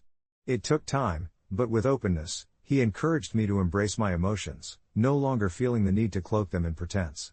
I often found myself reflecting on that rainy night when we first connected, wondering if my decision to engage in a simple conversation had altered the course of my life. It made me realize that sometimes, it simply takes one person to truly understand you to change everything. And just when I thought life couldn't surprise me any longer, Marcus announced he had signed up for a local volunteering program that aimed to help feed those in need. Without hesitation, I joined him. Together, we cooked, prepared meals, and served food, with the hope that we would one day be part of the change that transcended beyond our cafe conversations. Life keeps rolling forward, the days falling like leaves from a tree, each one different yet evolving beautifully in its own right. So here I sit, grateful for vulnerability, for connection, and for a man who took a moment to care, not just for the words I shared, but for the humanity around him. Perhaps I would still be wrapped in blankets, searching for something I had lost, if not for a simple notification on a dreary day. After all, isn't that how life unfolds? You just have to be present for the magic. I find myself in a cozy corner of my living room, the soft glow of the fairy lights wrapping around the walls like a comforting embrace. I had long resigned myself to the idea of solitude, filling my evenings with stories woven from the threads of fiction and the dim light of my imagination. My mornings danced to the monotonous tune of coffee brewing and emails pinging. It was a rhythm I knew well, but one that seemed to grind on my spirit with each passing week. Until that day at the cafe, sitting across from Mark, I had thought that perhaps my story was one of quiet solitude, a life observed from the sidelines. But he disrupted that narrative effortlessly with his warmth and authenticity, like a sudden ray of sun breaking through a cloudy sky. He listened, really listened, as I shared tales of my fears and aspirations, his dark eyes reflecting a genuine curiosity that was contagious. I remember a particularly rainy afternoon, the sound of droplets tap dancing against the cafe window while I unwrapped layers of my heart. I spoke of feeling lost in my work, of wanting to venture beyond the confines of my comfort zone yet being tethered to the security of familiarity. As I finished, I caught a faint smile dancing on his lips. "You know," he said softly, "the only real boundaries we face are the ones we impose on ourselves. What if you took that leap? What if you stepped into the unknown?" His words hung in the air, and I pondered them long after the cafe closed that day, echoing through my thoughts like a persistent melody. In the weeks that followed, our meetups became a salvation from the loneliness that loomed beyond my walls. His insights were not just words, they were keys that began to unlock doors inside me. With each conversation, the branches of my worldview expanded, reaching toward experiences I had once thought were impossible. I started exploring painting, something I had tried once in high school but dismissed as a failure, the shame of that long ago critique by a judge too stingy to appreciate the art of the moment. Inspired by Mark's encouragement, I splashed colors on canvas, my brushes dancing with joy and uncertainty, the very essence of vulnerability spilling forth in vivid hues. The act of creating became a sanctuary, a place where I found myself unmasking layers built over the years.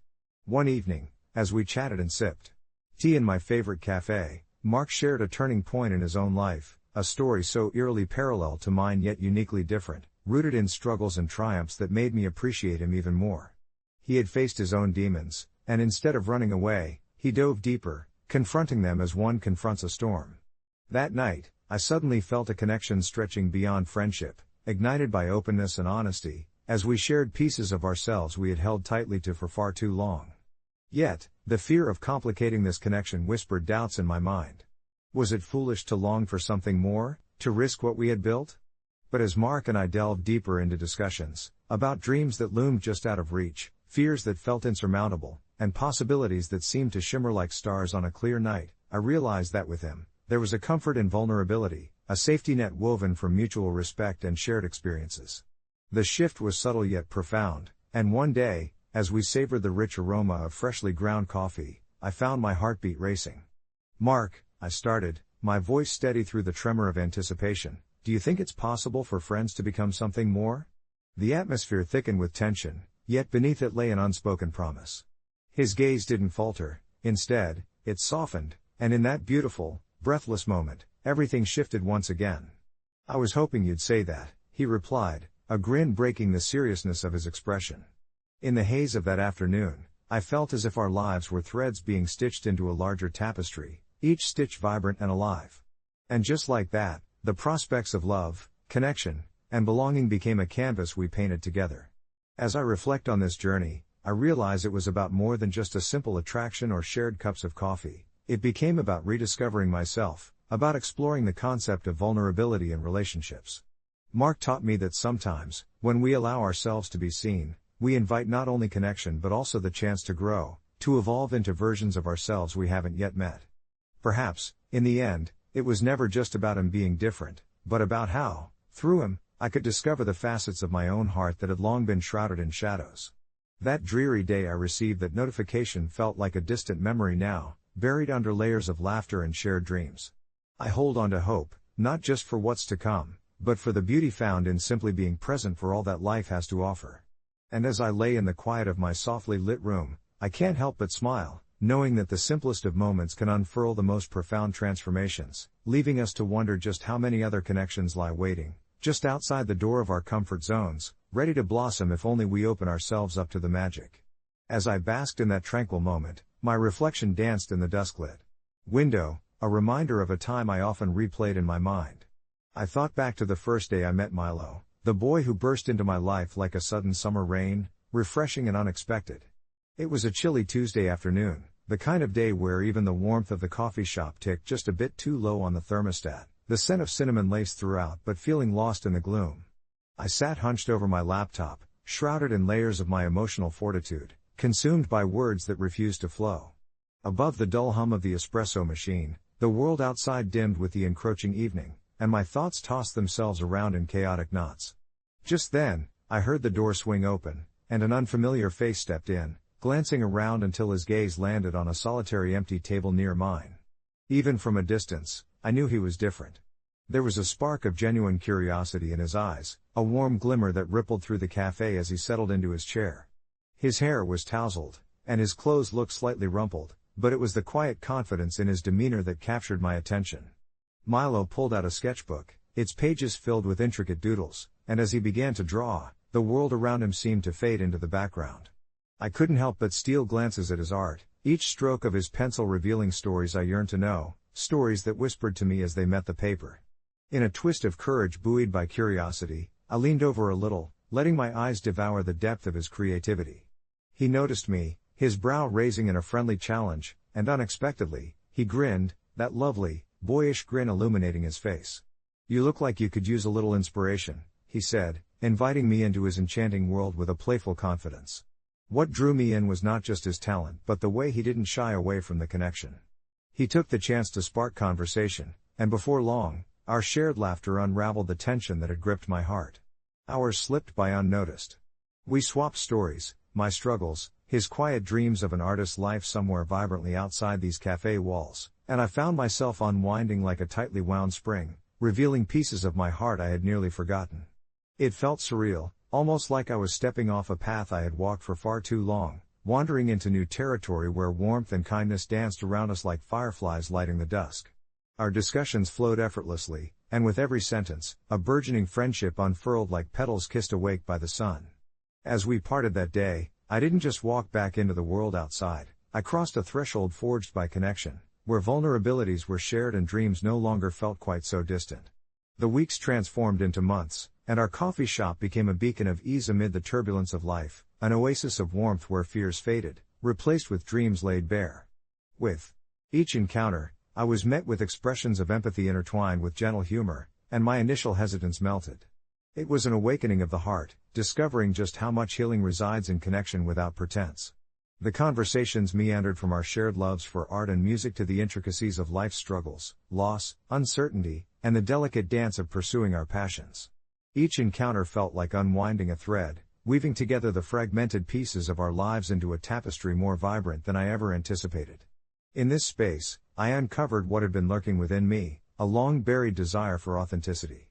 I opened up about my fears, about how loneliness clung to me like a shadow, how I had long stopped believing I mattered. Yet, every time I shared, Milo listened more intently, his eyes reflecting empathy that brought warmth on even the coldest of days. In return, he would unfurl snippets of his own insecurities, tales of rejection as an artist, and the question of whether his passion would ever bear fruit. At this exchange, we somehow brewed a potion of mutual encouragement, our dreams blossoming within those small, safe moments where nothing felt insurmountable. And then, one fateful evening, under the soft, flickering candlelight of our usual table, Milo leaned across with a look that should have startled me, but instead felt like an inevitability. "You know," he said quietly, his voice barely above a whisper yet tinged with urgency, "you have this incredible light in you, and it feels as if you're ready to let it shine." My breath caught in my throat, his words pierced through me, exposing layers I had meticulously guarded. There it was, this gentle nudging that compelled me to confront my fears of inadequacy, notions of being forgotten, and the belief that perhaps it was time to step outside of the cocoon I had woven around myself. I felt emotions swirl, a blend of trepidation and elation, as he reached for my hand, an innocent gesture that connected us in a way far deeper than just two souls sharing dreams over coffee. It ignited something within me, this indescribable assurance that maybe I could contribute something beautiful to the world, that I had every right to occupy space. In that moment, as I sank deeper into his gaze, I realized I was in the midst of something so profoundly transformative, not solely because of him, but also because of my willingness to open up, to share the unfiltered truth of my heart. Even as I reminisce in my softly lit room now, with shadows dancing lightly across the walls, I know that everything shifted from that very first conversation. Milo not only encouraged me to explore my creativity but inspired a movement within me, lifting veils of doubt and replacing them with brushstrokes of hope and purpose. So here I lay, cherishing the beauty of life and love, knowing that vulnerability can lead to the most exquisite magic. Our journeys might intertwine in unexpected ways. But the truth remains, we are all just waiting for a little spark, for a connection that urges us to step fully into the light, reminding us that sometimes, the most beautiful transformations begin with a simple act of kindness. I spent most of my childhood in a bubble of solitude, and as I look back now, those years feel like a different world altogether. Growing up an only child in a quiet suburban neighborhood meant that my days often floated by with just me, my thoughts, and a few loyal companions in the form of imaginary friends. It wasn't until I was in high school that I really began to notice how different I was from the other kids. While they raved about sibling rivalries and shared birthday parties, I mostly had memories of building elaborate blanket forts alone or losing myself in vast, fantastical stories spun from my overactive imagination. It felt almost like a badge of honor, until it didn't. When I met Sarah, my first real friend, in the spring of junior year, things shifted. She was boisterous and full of life, the kind of person who could spark laughter in the dullest of moments. One crisp afternoon, as we were lounging on the grass after school, she turned to me with an amused look and asked, "So, what's it like being an only child?" My cheeks flushed. I had never really thought about it before, never really questioned how it might look to others. I shrugged and joked, "I'm basically a lone wolf, thriving in my solitude, hoping my nonchalance covered my discomfort. But as our friendship deepened, I realized this perception became a topic of curious discussion. To Sarah and our circle of friends, I was the odd one out, and eventually, they began to label all my little quirks, my need for silence, my aversion to crowded places, my compulsive organizing. They teased me gently, asking if I ever felt like I was missing out on something vital by growing up without siblings, weaving a narrative that sent little ripples of discomfort through my chest. I started to examine my world more critically. Anxiety tugged at the corners of my mind like a persistent shadow. Was I really missing out? Had my quiet upbringing somehow stunted my capacity for connection? Those thoughts spiraled in me, building a tension I couldn't shake. In a moment of vulnerability, I admitted my fears about not fitting in to Sarah one day during lunch. I braced for reassurance, but all she gave me was a confused look. "It's not that serious," she said lightly, picking at her salad. "Being an only child just means you didn't have to learn how to share." It was said in jest, but the laughter that followed hung uncomfortably in the air, like the awkward silence that often enveloped me at family gatherings. The words replayed in my mind, a constant reminder of the perceived limitations my upbringing carried. It wasn't until weeks later, during a late-night conversation filled with soft whispers and secrets, that I found clarity. As the stars twinkled outside Sarah's window, we spoke about dreams, fears, and the silent battles we all faced. It was then that I realized being an only child didn't frame me in a box, it simply added to the collage of who I was becoming. I had learned independence in a way that others hadn't. I had cultivated a rich inner life that allowed me to empathize deeply, to share pieces of myself that were raw and real. By the time summer rolled around, I began to embrace my differences. I no longer felt stifled by the perception of what an only child meant. Instead, I wore it as a unique element of my identity. The teasing from friends became affectionate ribbing rather than painful reminders, and I found joy in explaining my quirks to new people I met. It was silly, almost freeing, to clarify things like my peculiar love for quiet coffee shops or my habit of organizing my bookshelves by color, little nuances that made me, me. In some ways, I imagine that everyone had their own singularities, and mine were simply born from a different start. Maybe they reinforced my strengths instead of my weaknesses. I think back on that time fondly, remembering how it shaped my adult relationships.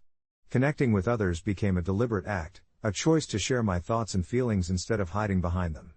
I discovered that vulnerability was not a sign of weakness but an invitation to deeper connections.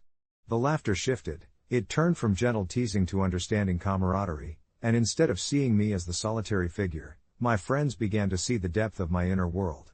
And now, as I share this story, I recognize that each uniqueness tells a larger narrative, the stories we all carry through life, boundlessly weaving with those around us. Even now, I sometimes yearn for that comforting solitude of my childhood, the solace of quiet reflection, but it was ultimately the connections I forged that opened the door to understanding myself better. It turns out, growing up alone in a crowded world taught me how to truly relate to others, to appreciate the vibrant tapestry of human experience that connects us all, and I've learned that it's not always about sharing a childhood, sometimes, it's about sharing a journey. And as for Sarah? Well, she's still my best friend, and we often reminisce about those carefree days, realizing how those silly conversations about sibling relationships sparked something profound in both of us. Update: a few months later, I saw a post on social media by Sarah asking, "What's something you learned about yourself that surprised you?" I responded, "Being an only child taught me more about connection than I ever realized." It received many comments, and people shared their own stories, forming a rich conversation. I couldn't help but smile at how the thread weaves together our different experiences into one collective narrative.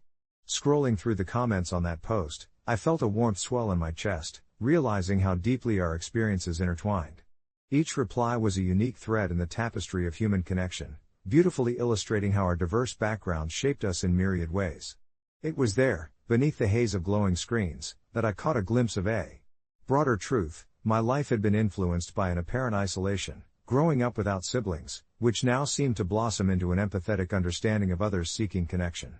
Sarah and I had often joked about the quirks I exhibited, my compulsive need to organize things, my tendency to take up a lot of the conversational space, and my sometimes awkward attempts at humor that felt like they needed an audience. Yet these traits didn't just define me, they had formed bridges to my friends, especially to her.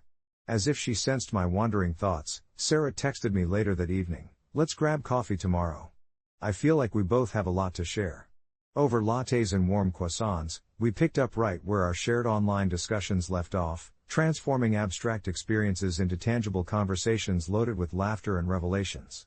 Our familiarity felt like a blanket on a cold night, comforting and secure. Seeing Sarah's animated gestures as she recounted her own misadventures of self-discovery made me realize how different yet similar our paths were. She spoke of the chaos of growing up with siblings, how they often bickered yet remained inseparable, a bond forged in the fires of familial dynamics. There was an enviable freedom in her siblings' ability to spar over petty things until a simple moment of laughter could dissolve the tension in mere seconds. In our conversations, I often considered how my solitude had cultivated independence in me, yet I could feel this quiet yearning for kinship that had simmered below the surface, nurturing my desire for connection in unexpected ways. It became clear that while we had grown up in different settings, the quest for belonging was fundamentally universal. Toward the end of our coffee date, as we sipped the last dregs of our drinks, Sarah posed a question that seemed innocuous but struck a deep chord within me. Do you think being an only child opened or closed doors for you? I paused, stirring the remnants of milk in my cup, searching for the right words. Both, I think. It's opened doors to understanding and appreciating the depth of relationships, but sometimes I wonder if it also closed off the type of spontaneity that siblings provide. Her eyes lit with understanding. I get that. It's like we took two different paths through the same woods. Driving home, the afternoon sun dipped low, casting a golden glow through the trees, swirling leaves dancing in the air. I felt an overwhelming sense of gratitude. My heart swelled, no longer tethered by the solitude of my upbringing but buoyed by the connections I had forged in adulthood, the friends who accepted me for all my quirks. Reflecting on that coffee date, I realized it wasn't just about siblings or being an only child. It was about embracing the uniqueness of our individual journeys while recognizing a shared goal of longing to belong. Curiously, I decided to update my original response on Sarah's post with this realization, as I sensed it would resonate with others as well. It's funny, isn't it? I wrote, how our upbringings mold us, but we realize the essence of connection lies in understanding ourselves and each other, regardless of whether we grew up alone or surrounded by siblings. As the notifications buzzed in, echoing my sentiments back at me, I could almost feel the community's collective warmth enveloping me, reminding me that whether we came from large families or were raised in the quiet corners of solitude, we each held a crucial part of the puzzle that formed our shared humanity. The realization dawned on me, the connections might just be the threads that bind us all, stitching together a narrative richer than our individual stories alone ever could, and perhaps in that, I found my own peace, nestled comfortably in a world that felt just a little bit more connected. That evening, as I put away my phone and took a moment to sit in the cozy glow of my living room, I felt a wave of gratitude wash over me. I had always loved the silence of my childhood home, filled only with my thoughts, the pages of a book turning, and the occasional laughter between my parents, a serene bubble of love and warmth that sheltered me from the outside world. But now, I found myself marveling at how that quiet solitude had not limited my ability to connect. Rather, it had nurtured a deep sense of empathy within me, one that allowed me to reach out and bridge the vastness that sometimes felt so isolating. The conversations we shared in the comment thread, that digital tapestry, reminded me of my late-night talks with Sarah, the way we dissected life's little intricacies and laughed over the absurdities we encountered. Sarah had sent me a message earlier that afternoon, suggesting we grab coffee soon to catch up, and I felt a flutter of excitement at the thought. I remembered a time when I might have hesitated, concerned that my world of one had somehow stifled my ability to engage, but not now. I wanted that connection, craved it even, like wildflowers stretching toward the sun. The next day was warm and inviting, and as I walked into the charming cafe where we had agreed to meet, I could already see her through the window, her animated hand softly punctuating her words as she spoke to someone behind the counter. It struck me then, how much she had become a part of my narrative, her own stories, filled with the noise of siblings and family dinners, weaving seamlessly into the quiet moments I had grown so accustomed to. We hugged tightly when we finally met, a rush of warmth reminding me that these moments were what I had been missing. We found a nook in the corner, the scent of freshly brewed coffee surrounding us like a comforting blanket. As we settled in, I couldn't help but reflect on the beauty of our friendship. It was a blend of her boisterous tales, filled with the chaos of siblings, balancing the stillness of my own upbringing. Our discussions flowed effortlessly, touching upon everything from our childhood moments to the recent posts we had engaged with on social media, each revelation feeling like a gentle shift in the pieces of a puzzle that was finally fitting together. As Sarah went on about her younger brother's latest antics, a sense of peace washed over me. Listening to her laugh, her eyes sparkling with details, I felt an undeniable bond forming, one that was neither defined by the number of siblings we had nor the homes we grew up in, but rather by our willingness to be present, to engage with one another's worlds. It was an understanding that transcended our physical realities and all the little insecurities that came with them. We talked about our careers, our dreams, and even our fears. I shared how I had often worried about being perceived as self-centered or introverted, but Sarah's response was a grounding reminder that traits were merely facets in a spectrum of our personalities, and it was how we chose to navigate the world that truly defined us. Later that week, sparked by our conversation, I decided to share my experience with solitude and connection on my social media. I posted a reflective piece about how growing up without siblings taught me the art of nurturing and craving connection in a world that often felt distant. To my surprise, the reaction was overwhelmingly positive. It was as if I had pulled the thread of vulnerability, and suddenly, everyone was weaving their own stories into mine. Those with siblings spoke of how they valued their relationships, while others shared the struggles of being an only child, echoing similar sentiments to what I had experienced. Each comment felt like a gentle tug at the fabric of our shared reality, a tapestry of laughter, tears, and understanding. By the end of the week, the post had sparked long threads of conversations, bringing together a community of voices, tales of connection and solitude simmering in the warm glow of shared empathy.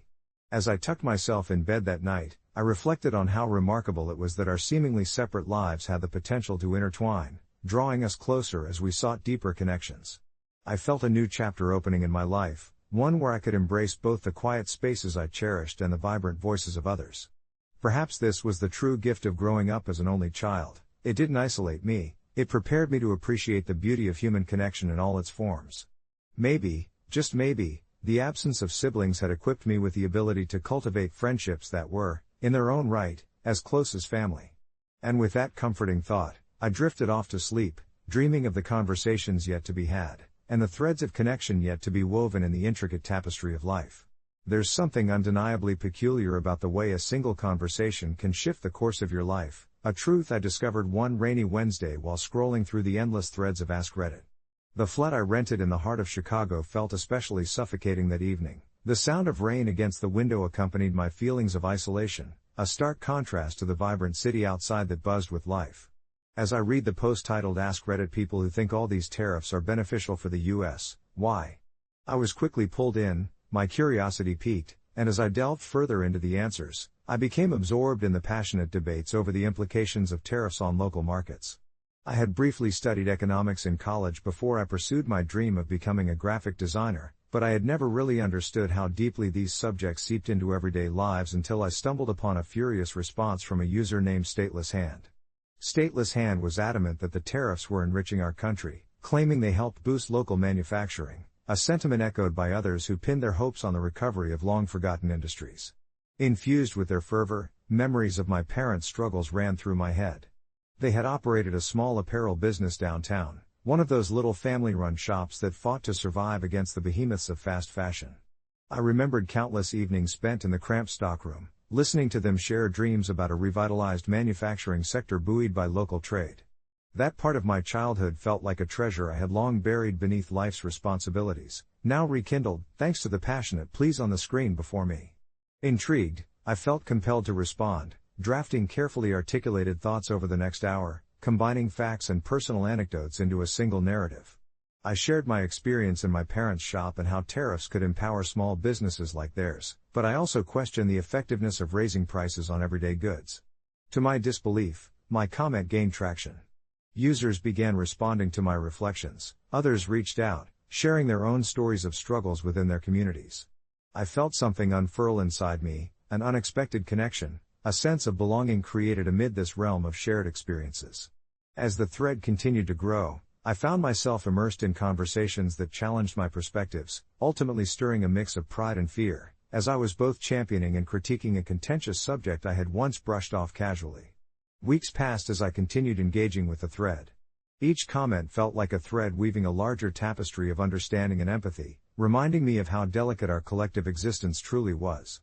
One comment stood out, however, a direct message from Stateless Hand, commending me for my perspective.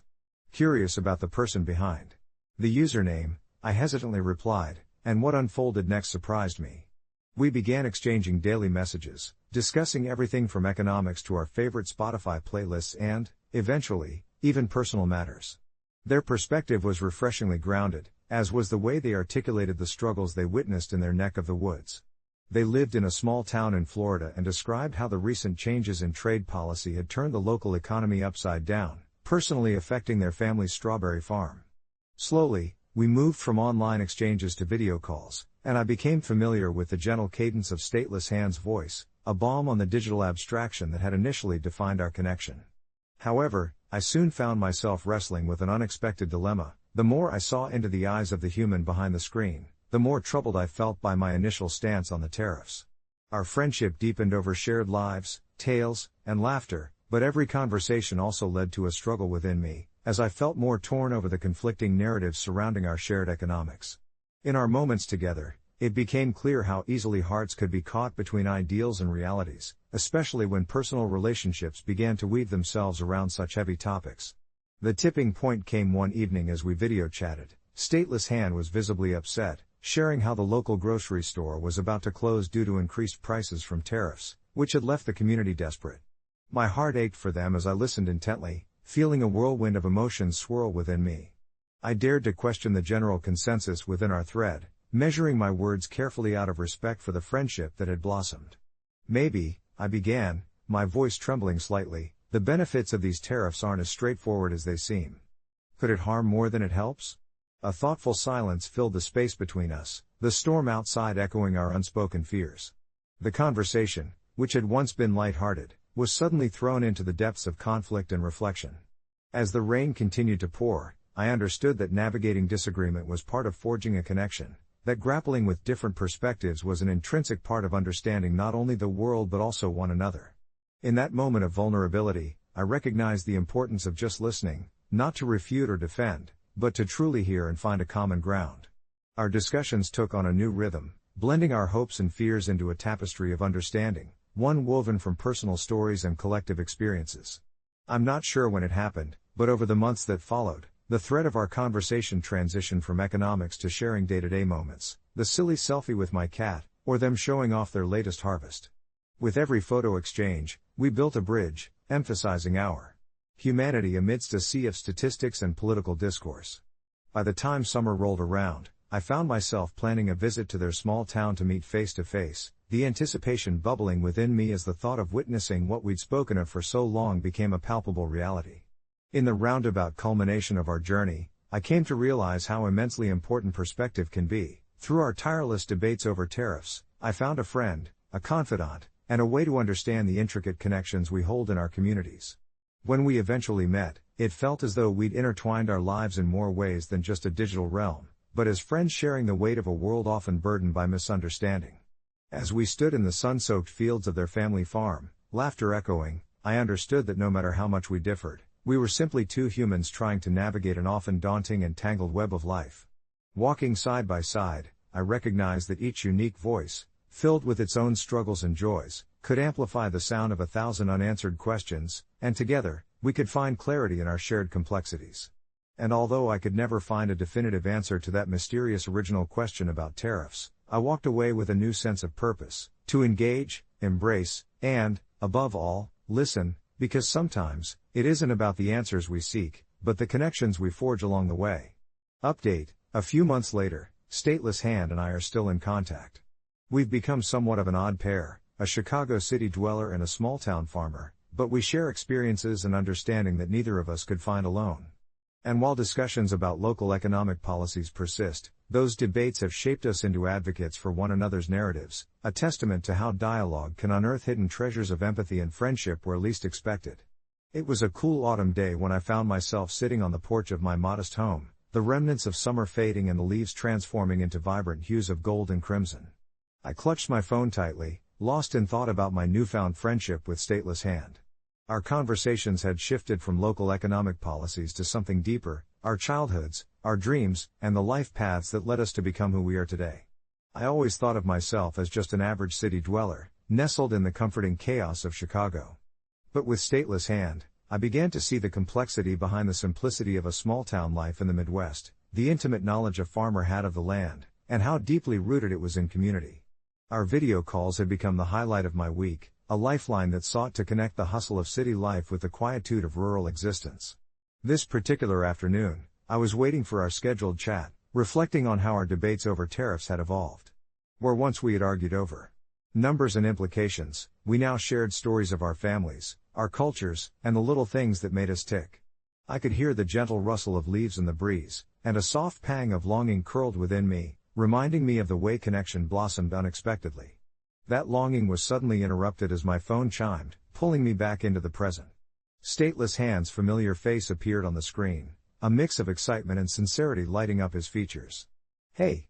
You won't believe this," he started, his Chicago accent weaving through his words.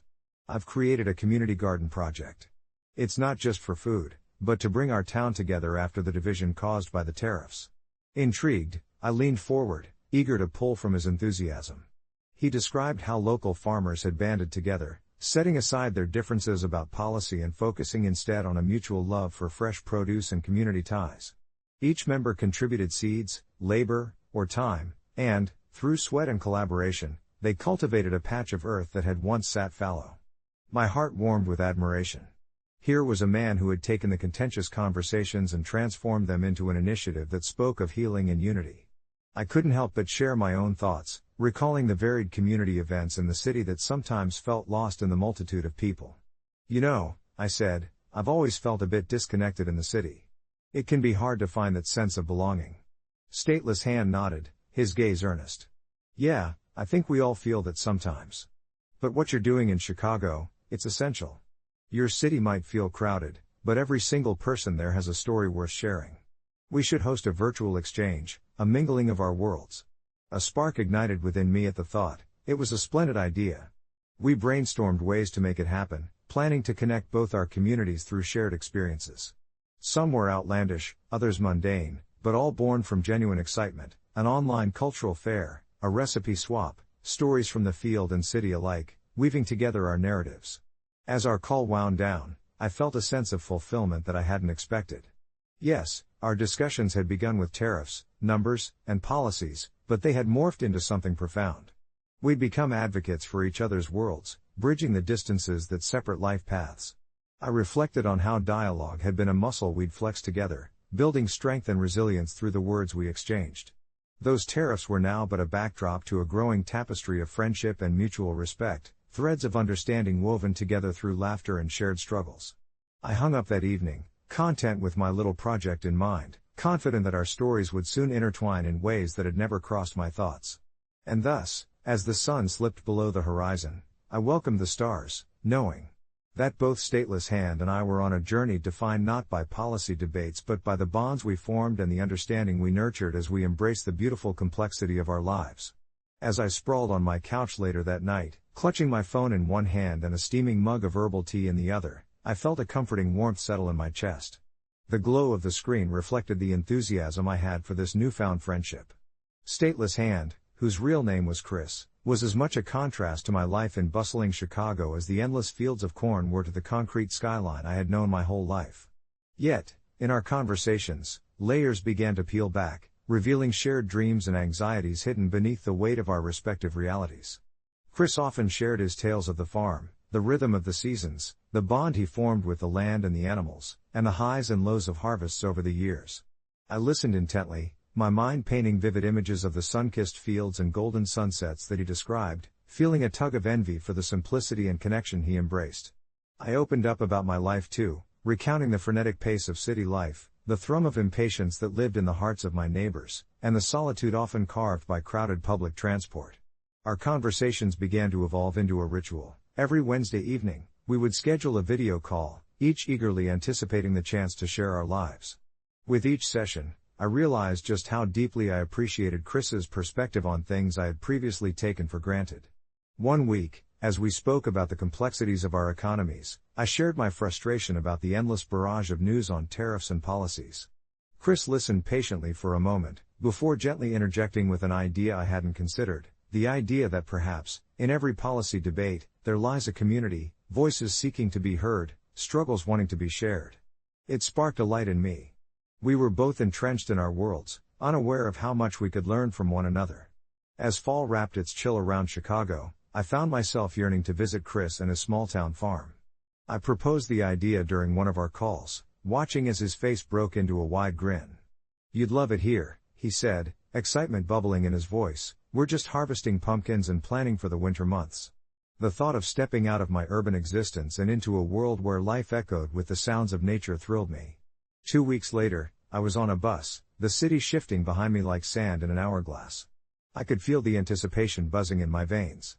When I finally arrived at Chris's farm, a sprawling landscape of earthy browns and golds opened before me, conjuring an awe that made me forget all the stress of my usual routine. He met me at the gate, his face beaming with enthusiasm and familiarity, as if we were old friends rather than recent acquaintances bound through screens and digital chats. We embraced, and it felt surreal. What unfolded over the next few days was a tapestry of experiences woven with genuine laughter, deep conversations, and moments of serene beauty amidst nature. I helped him in the fields, learning how to harvest pumpkins, and even got a taste of country cooking courtesy of one of his friends. Each evening, we'd sit around the fire pit, the crackling flames illuminating our faces as we reflected on the days gone by, how small-town worries mirrored city stress, how a failing crop could echo the financial struggles of an urban worker. As the visit drew to a close, I felt something shift within me, a deeper appreciation dawning. It was no longer just an exchange of ideas, it was a bridge spanning two worlds that often seemed so divergent. I realized how vital these connections were, much like the necessary nutrients in soil that help crops flourish. By engaging with Chris and his stories, my own life felt richer, expanded under the warmth of friendship. When I returned to Chicago, the city felt different. The streets were familiar, yet now, they were laced with the memories of a place that had changed me, even if just a little. A month later, I sat in my favorite cafe, sipping coffee and scrolling through my social media feed when I noticed a new post from Chris about a local farmer's market he was launching. The idea thrilled me, and without a second thought, I texted him, offering to help promote it through my connections in the city. It was the least I could do for the deep impact he had made on my life. Chris responded with the same enthusiasm, and suddenly, what began as an unusual conversation about tariffs transformed into a collaboration that intertwined our worlds even further, a chance to showcase local produce to a city that often overlooked its roots. As I sit here reflecting on everything, I can't help but feel grateful for how a mere online discussion blossomed into a real friendship, one filled with laughter, empathy, and a shared understanding that transcends our differing lifestyles. It isn't just about tariffs, policies, or who benefits more. It's about how we can find pieces of ourselves in one another, about constructing communities, no matter how different our environments may be. And while my journey with Chris doesn't solely revolve around economic debates, it's an exploration of life's deeper connections, a reminder that sometimes, it's the people we least expect who help us heal, grow, and truly see the world. As I contemplate the beautiful complexity of our lives, I cannot wait to see where this new chapter takes us, what new intersections we'll find along the way, and what other friendships may blossom as we continue to embrace the journey ahead. It all started in the early hours of a Sunday morning when my mind was too awake to return to sleep but too tired to be productive, scrolling mindlessly through my phone like so many of us do. It was during this state of semi-consciousness that I stumbled across a post on Ask Reddit that asked the question, "You're given 1,000,000 of whatever you last Googled. What is it?" I chuckled at the thought and, for reasons I still can't quite fathom, I clicked on the search bar and typed in Eurarachnis, which was a bizarre term I had encountered while researching local spider species for a project I was doing for a community education class. I had just finished writing about the deer that roamed the woods behind my house, but the moment I pressed search, I had no idea I would find myself entangled in something far darker than an overabundance of information about eight-legged creatures. As I waited for the results to load, a twinge of unease settled in my stomach. Imagine my surprise when, instead of an array of educational articles, I was instantly met with a blinding white light that enveloped my room, making everything else blur around me. My heart raced as I rushed to close my laptop, but it was too late. The light consumed me, and for a brief moment, I felt as if I was suspended in air, untethered and disoriented. When the luminosity faded, I blinked, staring at what can only be described as the embodiment of a nightmare, 1,000,000 tiny eight-legged black creatures crawling across every inch of my room. I stood frozen, watching as they surged toward me like a dark wave, their beady eyes glistening with a kind of malicious glee I had never witnessed before. Initially, I thought I must be dreaming, perhaps still caught in that surreal half-sleep state, but the reality turned chillingly clear when I felt the first sharp stab of pain as one of them sank its fangs into my ankle. I bolted out the bedroom door, seemingly outrunning the swarm that was now spilling out into my living room. Panic ignited deep within me as I scrambled to open the front door but couldn't help but catch a glimpse in my reflection, dark circles under my eyes, hair disheveled, a wide-eyed look of utter terror replacing the calm I usually carried.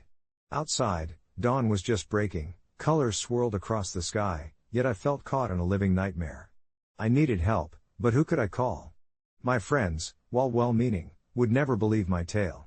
My mother had enough on her plate with my father's Alzheimer's making their lives turmoil. Just as despair began to wrap its cold fingers around my heart, the doorbell rang, echoing through the silence of the early morning. With my heart pounding, I inched towards the door, clutching a kitchen knife I had grabbed in a moment of desperation. The only person standing there was my neighbor, Evan, a quiet introvert who kept to himself mostly, but he had always seemed kind enough. "I thought I heard some commotion," he said, his brow furrowed with concern. I opened my mouth, struggling to articulate the chaos of spiders flooding my home, until I caught sight of the creeping black tide pooling around the doorway. In an instant, I closed the door and locked it, now hyper-aware of the fact that I had just isolated myself further with every panicked decision I made. I heard Evan's voice from the other side, "Are you okay? Is everything all right?" I felt a lump rising in my throat, but wrestling it down, I had one coherent thought in my mind: I had to prove to him that I wasn't losing it. Grabbing my phone, I hastily Googled the word Wanarachas again, hoping perhaps for some solution, when suddenly, a staggering realization hit me: there was no information in any world that could offer clarity beyond my own experience. Nymphs of fear had rooted in my stomach. I could hear the small scratches behind the walls as they multiplied, but then it happened. I looked into the search results and found a small, unassuming forum buried deep down the page, one that whispered of old folklore connected to the word. It spoke of the daylights, creatures bound to their half-human hosts, continuing to drain the essence of those they encountered, until reaching a point of suffocating dominance. They required offerings of chaos and fear, feeding into the despair that their presence wrought. I could already feel my mind spiraling, and the anxiety reached a boiling point when I realized, in a painfully ironic twist, that the million spiders had come not to destroy me, but to offer me a choice. Confronting Evan at my door, I stammered out a plea for him to wait a moment while I made sense of the raging storm inside me. Could I really pull the trigger and banish them back to the ether from whence they came? Against my better judgment, I opened the door, bearing my vulnerability but not quite revealing my horrifying truth. As I explained what was happening and how I had inadvertently invited the chaos into my life, Evan listened, unjudging, offering me comfort in the uncertainty. I told him I needed help and asked if he could stay until the morning light brought me clarity, which he kindly agreed to. Slowly, as the sun began to rise and bathe the world in golden hues, I felt a gradual easing in my chest, my chaotic thoughts untangled into an understanding that sometimes, the monsters we fear are born from within us. I learned that the spiders would only thrive as long as I allowed fear to dominate me. With Evan by my side, a sense of camaraderie forming, the shadows of dread broke apart. In that peaceful light, we set to purge my home, confronting the creatures together, using our self-made concoction of vinegar and essential oils. As we battled the swarm, evoking the spirit of laughter, each one we extinguished felt like a shadow lifting from my soul. Eventually, as every final beat of darkness fell into a gentle oblivion, I found peace. A moment of reflection washed over me, revealing that while a million arachnas had threatened to engulf me, they also taught me a lesson in resilience. Losing control can feel terrifying, but sometimes companionship, humor, and the fresh light of dawn can dispel even the darkest corners of one's mind. There's power in vulnerability, and amidst an avalanche of anxiety, it's often simply enough to ask for help. As the day faded into night, and I tried to catch a few hours of sleep, my phone pinged with notifications about the Ask Reddit post I had almost forgotten. I clicked to read the updates, half predicting someone would share their tale, mirroring my own bizarre encounter with chaos. The stories were varied, but none seemed to share the same weight. I posted my own experience, found comfort in the communion of others who'd turned to the thread, and embraced, though I couldn't yet articulate it, the complicated gratitude I felt for Evan, for shedding light on my darkest fears, proving, as a reminder, that we are never truly alone in the chaos that life brings. As I scrolled through the comments, each one a tapestry of lives intersecting at that very moment, I began to reflect on how Evan had unwittingly become a pivotal figure in my journey of self-discovery. I stumbled upon a comment that stood out. Someone had shared their experience of gaining 1,000,000 pounds of pancake mix after Googling best pancake recipes. While it was humorous, I couldn't help but think of the weight of my own request, a million hearts. What I had meant as a fleeting contemplation morphed into a profound question of connection. Each heart wasn't just a physical manifestation but an emblem of the relationships I'd nurtured, the loves I'd lost, and the friendships I feared might drift away. Suddenly, the pang in my chest tightened, recollecting my best friend Claire, whose laughter had echoed in my ears just a few months prior but had faded into awkward silences since she had started dating Paul, a new boyfriend who enveloped her world like an unyielding storm. My thoughts danced as I began to wonder, would a million hearts be enough to mend that rift? Would I return to our late-night talks over cups of tea, our laughter mingling with the soft rustle of autumn leaves? With the post still open beside me, I began typing a comment, filling it with a mixture of vulnerability and hope. I shared the way I had been feeling about Claire, the unease growing in my heart that I hadn't done enough to reach out and bridge the gap between us. I wrote about how I wished for our friendship to withstand the whirlwind of romance and uncertainty without becoming a casualty of neglect and alienation. An array of replies began to accrue, most resonating with my sentiments, speaking of their own friendships rediscovered amidst confusion and chaos. Yet there was one unexpected response from a user named Heartfelt Owl, who wrote, "You know, sometimes a simple conversation can turn things around. How about trying to reconnect? You may find that the bond is still there, waiting for you." That night, as I lay in bed, the pulsating glow of my phone illuminating my face, I felt a tug in my heart, a flicker of courage. What if I approached Claire? What if I could somehow express my feelings without the baggage of guilt or resentment that sometimes accompanied our interactions? The idea spun in my mind like a gentle whirlwind, reaching a crescendo that lulled me into sleep, accompanied by dreams of reconnection. The next morning, the air was crisp and invigorating as I stepped onto my porch, cradling a warm cup of coffee. I took a deep breath, feeling the chill tease at my skin while echoes of laughter danced at the edges of my memory. I pored over the multiple messages I had received, their encouragement intertwining with my intentions, until resolve flooded my heart. I picked up my phone, hesitating only for a moment as I typed, "Hey Claire, can we meet for coffee? I've missed you." Hit send. The weight of the world slipped off my shoulders as I embraced the warmth growing inside me, a stirring anticipation of reconnection. To my surprise, Claire replied almost immediately, her excitement palpable. We decided to meet at our favorite cafe. The day unfurled slowly, the sun weaving through the leaves as I walked to our spot. Butterflies danced in my stomach, mingled with thoughts of all I wanted to say, until I caught sight of her, standing there, beaming as though the past months had vanished in an instant. We enveloped each other in a hug, layers of unspoken words melting away, and as we sat down, it felt as though an entire universe had conspired to bring us back together.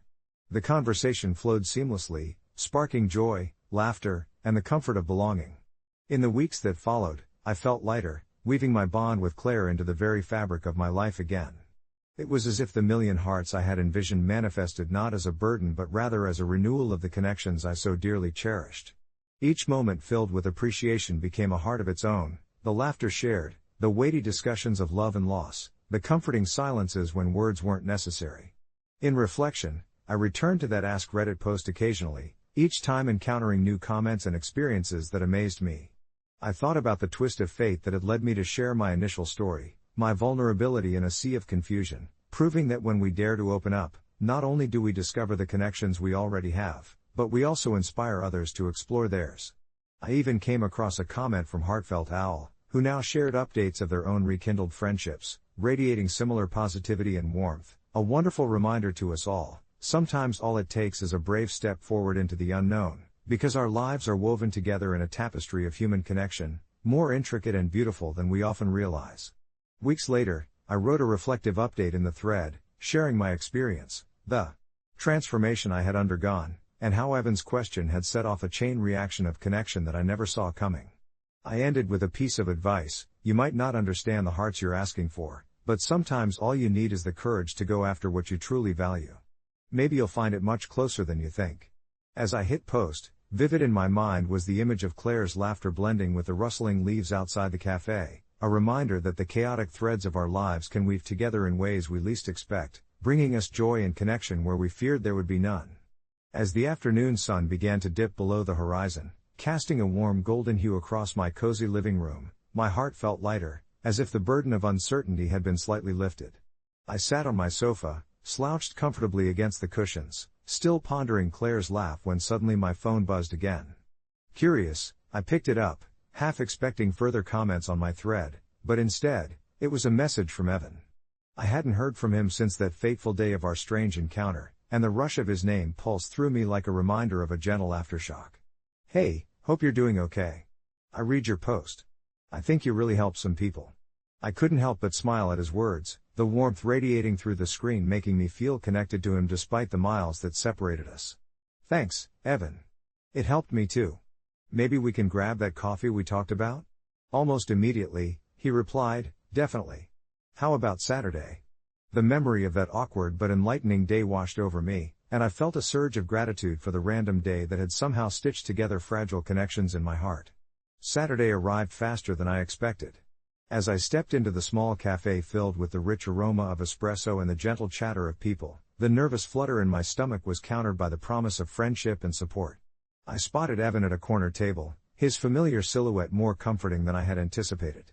He looked up, and a wide grin broke across his face as he raised his hand in greeting. "Glad to see you made it," he said, his voice a buoy against the busyness around us. We settled into the rhythm of conversation, sharing stories of our chaotic lives, insecurities, and dreams, weaving through laughter and vulnerable confessions like threads in a tapestry. I learned more about Evan's journey. He too had been a seeker of connection, battling the same chaotic currents of modern life that often left us feeling untethered. What struck me the most was how his perspective mirrored my own, though we were both navigating our respective storms. It was a soothing realization. Our conversations flowed for hours until the sun began to dip again, painting the cafe in a soft amber glow. As we said our goodbyes, I felt a sense of closure and kinship swell inside me. On the drive home, I replayed snippets of our conversation, slow and languid. The contentment wrapped around me like a cozy blanket, providing warmth against the chill of the approaching night. I realized that this was what I had been missing, a sense of belonging, a community of souls who understood the madness of life. That weekend transformed into a recurring ritual. Every week, Evan and I would meet at the cafe. Anyone who wanted to join would spill into our circle, growing it gradually, each encounter adding more threads to our intricate tapestry. The chaos that had once felt isolating started to transform into a shared adventure. After several weeks of companionship, I found myself engaged in a deep conversation with Claire one evening, her laughter still echoing in my mind, fueling my memories. "Have you ever thought about the stories we tell ourselves?" she asked, her gaze serious yet playful. I considered her words, realizing the stories we construct are often influenced by our fears and desires, but they are also colored by who we choose to share them with. "What if," she continued, her eyes sparkling with curiosity, "the narratives we create are just reflections of who we surround ourselves with?" The thought sat heavy in my mind, blossoming into something that felt almost profound.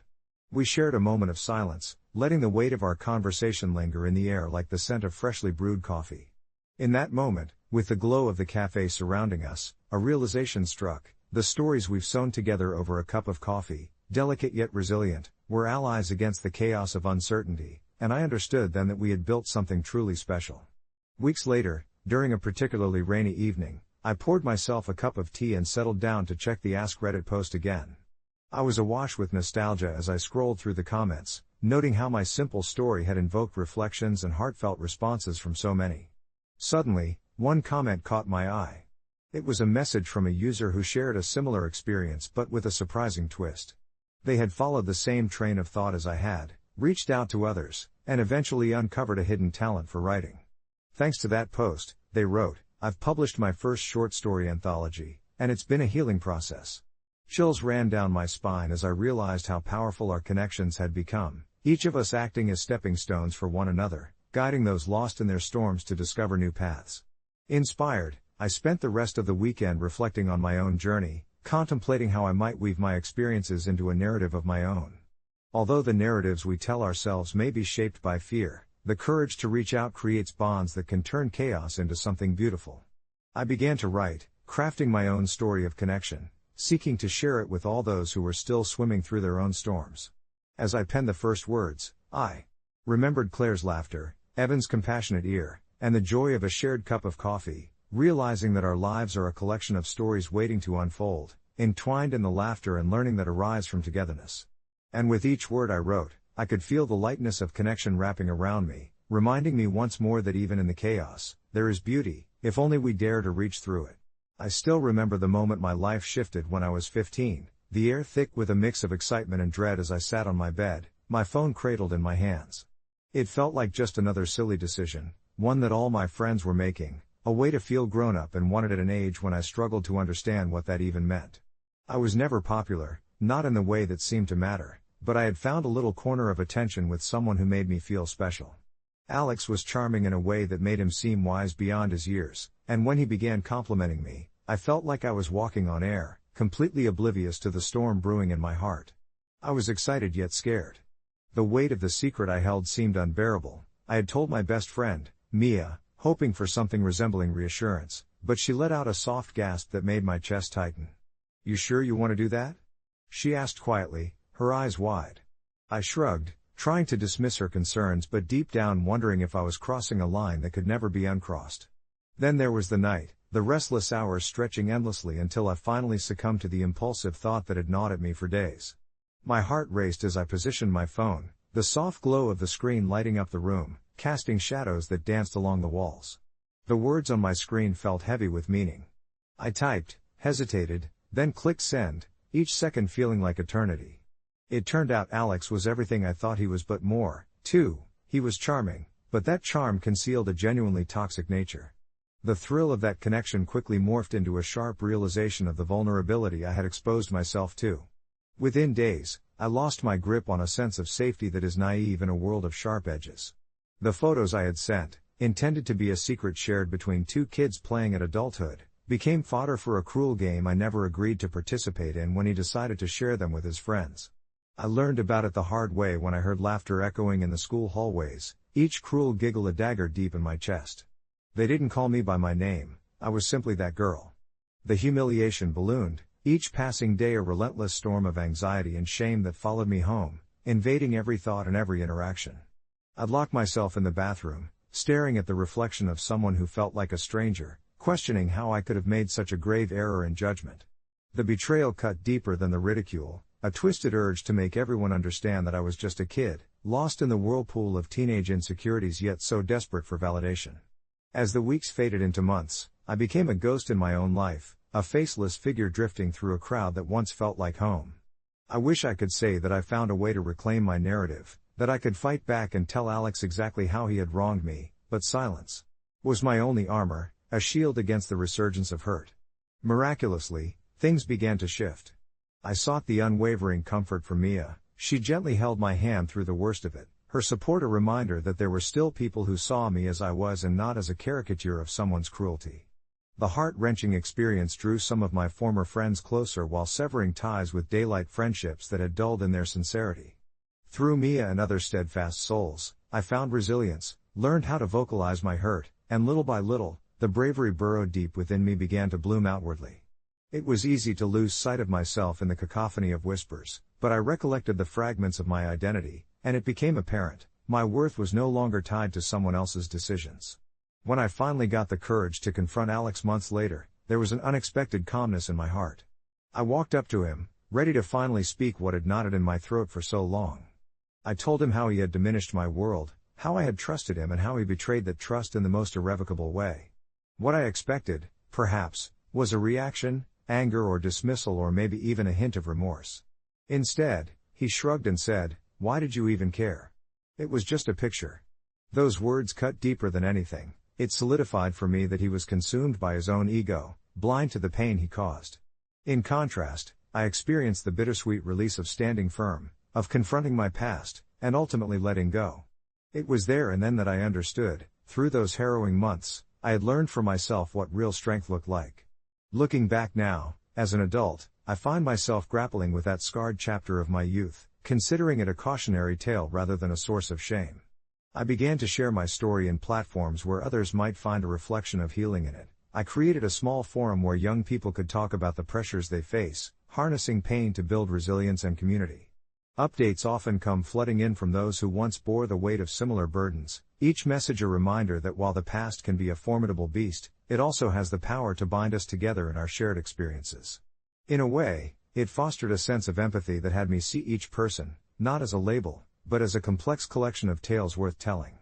Through that transformation, I discovered my own redemption. Instead of regret, there sprouted a kind of understanding, a luminous thread of human connection that binds us all, making us stronger. As I continued to careen through this labyrinth of shared stories and revelations, a little flame began to flicker within me, fueled by the connections I was forming. Each confession I read mirrored pieces of my own experience, and I started to see my younger self not as an embarrassment or a foolish girl lost in a world she didn't fully understand, but as a part of the universal human journey. I wasn't alone. Countless others had danced with the specter of anxiety and regret, had fumbled their way through adolescence like it was a minefield. I realized then that mistakes were not the end of the world but, rather, the very stepping stones that shaped us into who we were meant to be. As I navigated through the myriad of responses to my post, an unexpected message caught my eye. It was from a user, Phoenix Reborn 23, who expressed a particularly profound understanding of my situation. They too had sent explicit photos at a young age, only to find themselves grappling with not just the consequences of that decision but the enduring impact it had on their self-worth and relationships. They shared how, from that experience, they had channeled their pain into advocating for digital literacy among teens, working to help others understand the permanence of their digital footprints. Inspired, I found myself contemplating the idea of utilizing my story as a catalyst for change.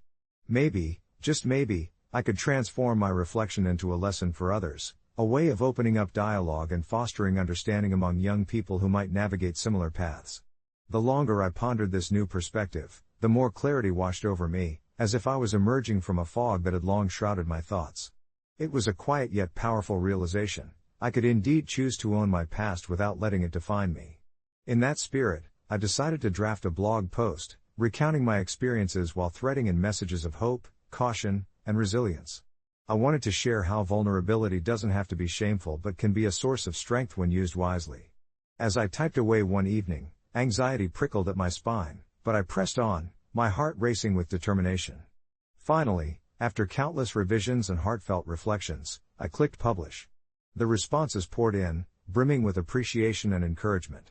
It felt like some unseen chains were dismantling with each word I shared, liberating me from the shadows that had lingered over my youth. This newfound journey became about transformation, not destruction, and with each interaction, I felt that flame within me grow stronger. Months passed, and while my past never quite faded from my mind, it transformed into a reminder that my narrative was not one of isolation but of resilience.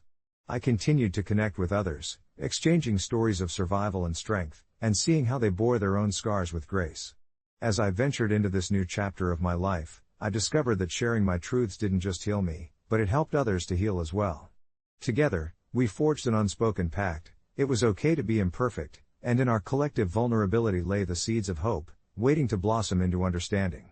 One evening, as the sun painted the sky in hues of lavender and gold, I received a message from Phoenix Reborn 23 again. This time, they had organized a small local meetup focused on sharing personal stories related to social media and its impact on young lives. They invited me to speak, to share not just about my past but about the redemption I had found. Nervous yet exhilarated, I accepted the invitation. Standing in front of that crowd, surrounded by eager faces, I recalled the girl I had once been, the girl who found herself lost in digital shadows. But as I opened my mouth to speak, the weight of that moment turned into wings, lifting me as I shared my story. The room listened intently, and as I recounted the painful lessons, I could see understanding spread amongst them like warm sunshine. In that instant, I didn't just see hopeful futures glimmering before them, I saw the threads of connection that had been woven through vulnerability, reminding us all that our pasts might hold burdens, but they also hold the shimmering possibility of growth and reconnection.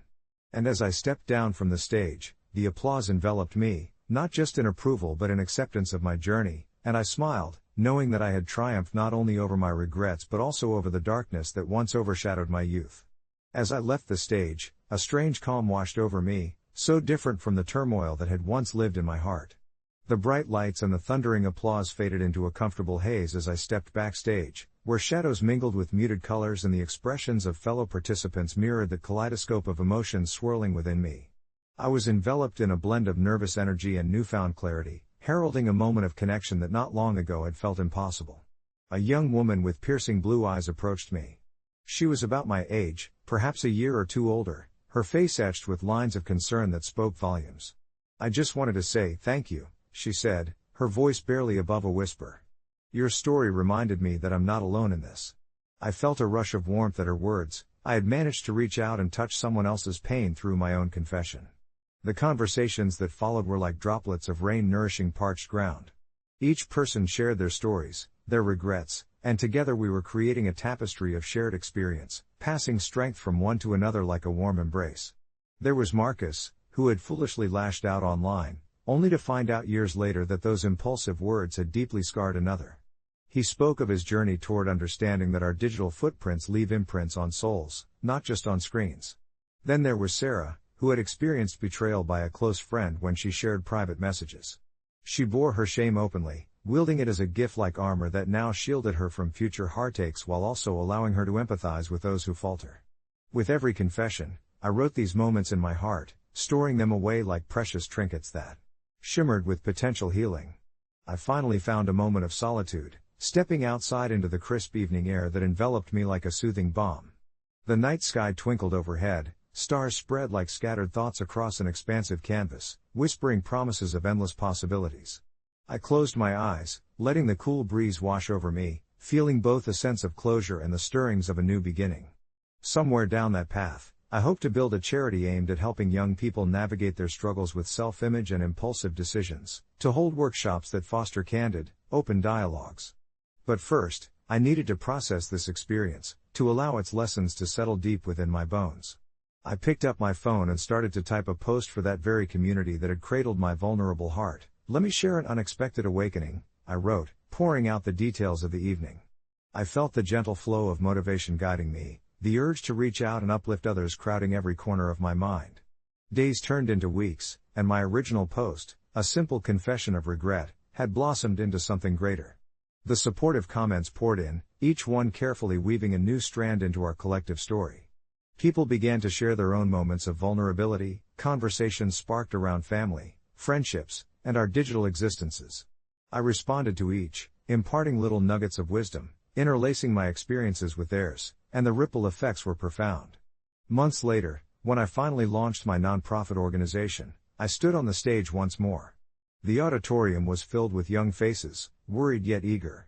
It was during that opening speech that I realized my journey had transformed. I was no longer merely a storyteller sharing cobwebbed regret. Instead, I was a fellow traveler guiding others toward understanding, the notion that while darkness can often cloud our paths, it is also the very essence of our shared humanity that lights our way. With shared laughter and the audible exhalation of those who had felt the weight of judgment, that day became a celebration of resilience, for every timid youth sitting in the audience represented a life ready to reclaim their narrative, just like I had done. And as I concluded my speech, I felt the tether that united us all, a bond kindled by simple, honest confessions, softening the sharp edges of our histories while propelling us toward luminous futures brimming with possibility and hope. I always thought I had a handle on my life, at least until that day in late October when I met Simon. My friends had introduced me to this charming, somewhat eccentric guy during a party at a local bar, and at first, I found his quirks pretty endearing. He had this way of dominating every conversation, offering insights that oscillated between profound and downright weird. It was a smaller gathering, just a handful of us nursing drinks and sharing stories, and when Simon spoke, everyone leaned in. Despite his tendency to ramble about conspiracy theories and existential thoughts, there was something magnetic about him that held my attention. Still, as the night wore on, I sensed a sort of edge to him, a flicker of something unsettling. Not long after that first meeting, we found ourselves reunited at a mutual friend's Halloween party. This time it felt different. I was enveloped by a growing unease as I watched him navigate around the room. His laughter came easily, but I noticed he seemed to concentrate a little too hard on the people he interacted with, as if he were dissecting them instead of simply chatting. He led conversations in odd directions, asking pointed questions that made others uncomfortable, often making observations that seemed oddly personal, despite their casual nature. "You know, you really shouldn't be drinking so much on an empty stomach," he quipped to Jenna, who had been sipping her fifth cocktail. It wasn't just concern, it felt like scrutiny. Over the weeks, my initial curiosity morphed into apprehension.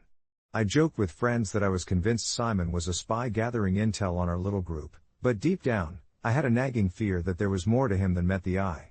One evening, I found myself sharing a quiet drink with Simon. I thought we were just having an innocent chat, but he began probing deeper, asking about my childhood.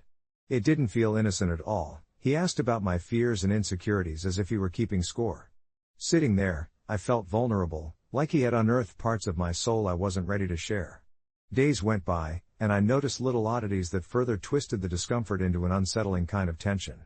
I discovered he seemed to know far too much about me, and it terrified me how he could recall seemingly trivial details from conversations. It was like I had been unknowingly hypnotized by his charisma or even manipulated. I found myself questioning every interaction, waking up in the middle of the night worrying if I was being watched, and the paranoia finally culminated when I realized someone was outside my apartment late one night. I caught a glimpse of a figure in my peripheral vision, a fleeting shadow that vanished as I turned to confront it. My heart raced, and dread washed over me because that feeling was all too familiar, like a scene from a horror story. My fears bubbled over, and I reached out to my closest friend, Mia. Sitting on her couch, clutching a mug of tea, I exposed my thoughts, spilling out the strange occurrences and Simon's unnerving behavior. She listened patiently before suggesting I confront Simon about how I felt, an idea that sent shivers through me. But the more I thought about it, the more I understood that I couldn't let this anxiety fester. So, I gathered my courage and arranged to meet Simon at a cafe across town, a small place he loved downtown with its mismatched furniture and the smell of freshly baked pastries. It created a stark contrast to the growing storm inside me. When I walked into the cafe, I felt every ounce of anxiety twisting in my stomach. Upon seeing Simon, sitting casually, a faint smile played on his lips. I couldn't help but subconsciously mirror it, yet my fingers were ice cold. I dove straight in, voicing my concerns, trying to keep my tone calm as I explained how his intense interest in my life was making me uncomfortable. As I spoke, I watched his expression shift from amusement to a cold, calculated seriousness. He leaned closer, almost whispering, "You think I'm watching you? But I've merely been observing the fascinating patterns in your behavior." That cryptic comment sent a chill down my spine, and I took an involuntary step back. My mind raced as I stumbled to find words, but he continued. "People are so predictable, you see. We're all part of a grander experiment, a social behavior study that I've taken an interest in. Each of you is a case study that could unveil deeper truths about our existence." His confidence was disorienting, and I became acutely aware of the other patrons around us, observing me as if I were a persona in one of his twisted tales. I wanted to laugh it off, to walk away, but the fear was palpable. I excused myself, stepping outside into the brisk autumn air, letting the humidity of our conversation escape with every breath. Somehow, I managed to reach my car in a daze and drove straight to Mia's. I didn't sleep well that night. I tossed and turned, my mind racing through the possibilities of what Simon might do next or if he had already manipulated others in similar ways. Just as I felt the weariness seep into my bones, the phone buzzed, an unknown number, but I picked up anyway. "I told you," Simon said, his voice seeping through the receiver with an unyielding calm that made bile rise in my throat. "You're part of the experiment now. Don't worry, you're doing beautifully." I hung up, feeling the life drain from my body. I realized I had to get as far away from Simon as possible, cutting ties with anyone connected to him. I spent a weekend isolating myself, gathering strength, and when Monday rolled around, I put my plan into action. I contacted some of our mutual friends, explained my concerns, and they were surprisingly receptive. It turns out, many felt the same instinctual discomfort around Simon, but no one had voiced it aloud, fearing judgment or ridicule. As we shared experiences, it became clear that Simon wasn't just another quirky guy, he had been a creeping dread in our midst. Eventually, we decided to cut him out of our lives collectively, more empowered and relieved than terrified. Months later, as winter neared, I sat at home one evening, buried in a book, when another unexpected but familiar buzz jolted me. It was Mia, a shared article on a local Reddit thread called "What's the Creepiest Display of Intelligence You've Seen by Another Human?" The title alone made all our previous discussions flood back. In the comments, people recounted their unsettling run-ins with individuals who excelled in manipulation and mind games, a rush of disquiet that reminded me of Simon. As I read through the frightening tales, I couldn't help but wonder what had happened to him since we distanced ourselves. I found solace in the boundaries I had created and the collective strength of those around me. For the first time in months, I managed to smile, grateful that while some minds can turn dark, together we could harness our vigilance and illuminate the edges of our lives. Life was still unpredictable and frightening at times, but I knew with the right people around me, I could face the shadows lurking in the corners. The house felt lighter that evening as I reflected on my past with Simon, the flickering glow of the candles casting playful shadows on the walls. Each shadow seemed to dance, reminding me that while darkness has its place, so does light. It was quiet in my little home, the only sounds coming from the soft rustle of the wind against the windows. I allowed my thoughts to drift back to the moments I had spent with Simon, the way his laughter used to fill the air, a brilliant counterpoint to the grim tales he told that left a chill in the spine. There was a time when I thought his peculiar interests in the macabre were merely eccentricities, charming quirks in an otherwise ordinary friendship, until they slowly unraveled into something much darker. I remembered the night I had confronted him about my concerns. It was the weekend we attended that horror festival together, a backdrop of laughter mingled with eerie attractions, a perfect blend of delight and dread. Simon had seemed particularly fixated on one exhibit, a grim display showcasing relics of unsolved mysteries and the minds that perpetrated them. Enthralled and oblivious to my discomfort, he stood there, his wide eyes gleaming with a curiosity that pressed against the boundaries of sanity. I could still hear the precise way he had articulated his thoughts that night, how he spoke of the genius behind the chaos, marveling at the way intelligence could twist into something so unpredictable and horrifying. As much as I loved Simon, I felt compelled to separate myself from that energy, from the way he seemed to absorb the darkness, as if it was a fuel he wanted to consume. We're meant to explore life, not become ensnared in its darkest depths, I had said, and watching the sunlight fade that evening as we parted felt heavy, like ripping apart a thick tapestry we had woven together over years of camaraderie. I wasn't sure if I had saved him from himself or simply turned my back on the friend I remembered. In the months since, life carried on in shades of gray. I reconnected with old friends, leaning into laughter and warmth, rekindling a sense of community I thought I might have lost. Yet, the haunting questions lingered about Simon. Was he okay? Had I been right to walk away? And who was he without me? Each day I navigated these thoughts, trying to reconcile my memories with the resolve I built, telling myself time heals, even from the unseen fractures deep within friendship. One evening, as I thumbed through my usual online haunts, I stumbled upon a recent post that captured my attention. Ask Reddit, what's the creepiest display of intelligence you've seen by another human? Without expecting it, Simon's name flashed in my mind like a beacon through the haze of nostalgia. Curiosity spiraled within me, urging me to dig deeper. I clicked on the thread, half hoping to see a glimpse of him, perhaps a casual mention from some connection we had once shared, but it wasn't that simple. The stories people shared ranged from unsettling encounters with exceptional minds to bone-chilling displays of prodigious talent that had warped into something fearsome and complex. But as I scanned through the comments, talents that had emerged from shadows, one stood out to me, the tale of a brilliant mathematician who had calculated, quite accurately, how many people would evade justice. A subtle gnaw of recognition stirred within me. The writer described a friend who once had a penchant for solving puzzles, but his fixation twisted when he began to dabble in darker conspiracy theories, eventually leading him down a path that caused irrevocable harm. My stomach sank as I read on, the details bleeding into memories. I can't shake the feeling that this could easily have been Simon's path, one I had only narrowly avoided. The shadows of our past lurked in the corners of my mind, urging me to stand closer to the light, that fragile flicker of hope I had clung to. My heart raced, caught between hope and dread, and as I read that post, I felt propelled to reach out to him again, to see what he was doing, where his mind wandered now. I imagined sending him a simple message beginning with, "Hey, it's been a while." But insecurity wrapped around me. What if he had gone too far into those darknesses?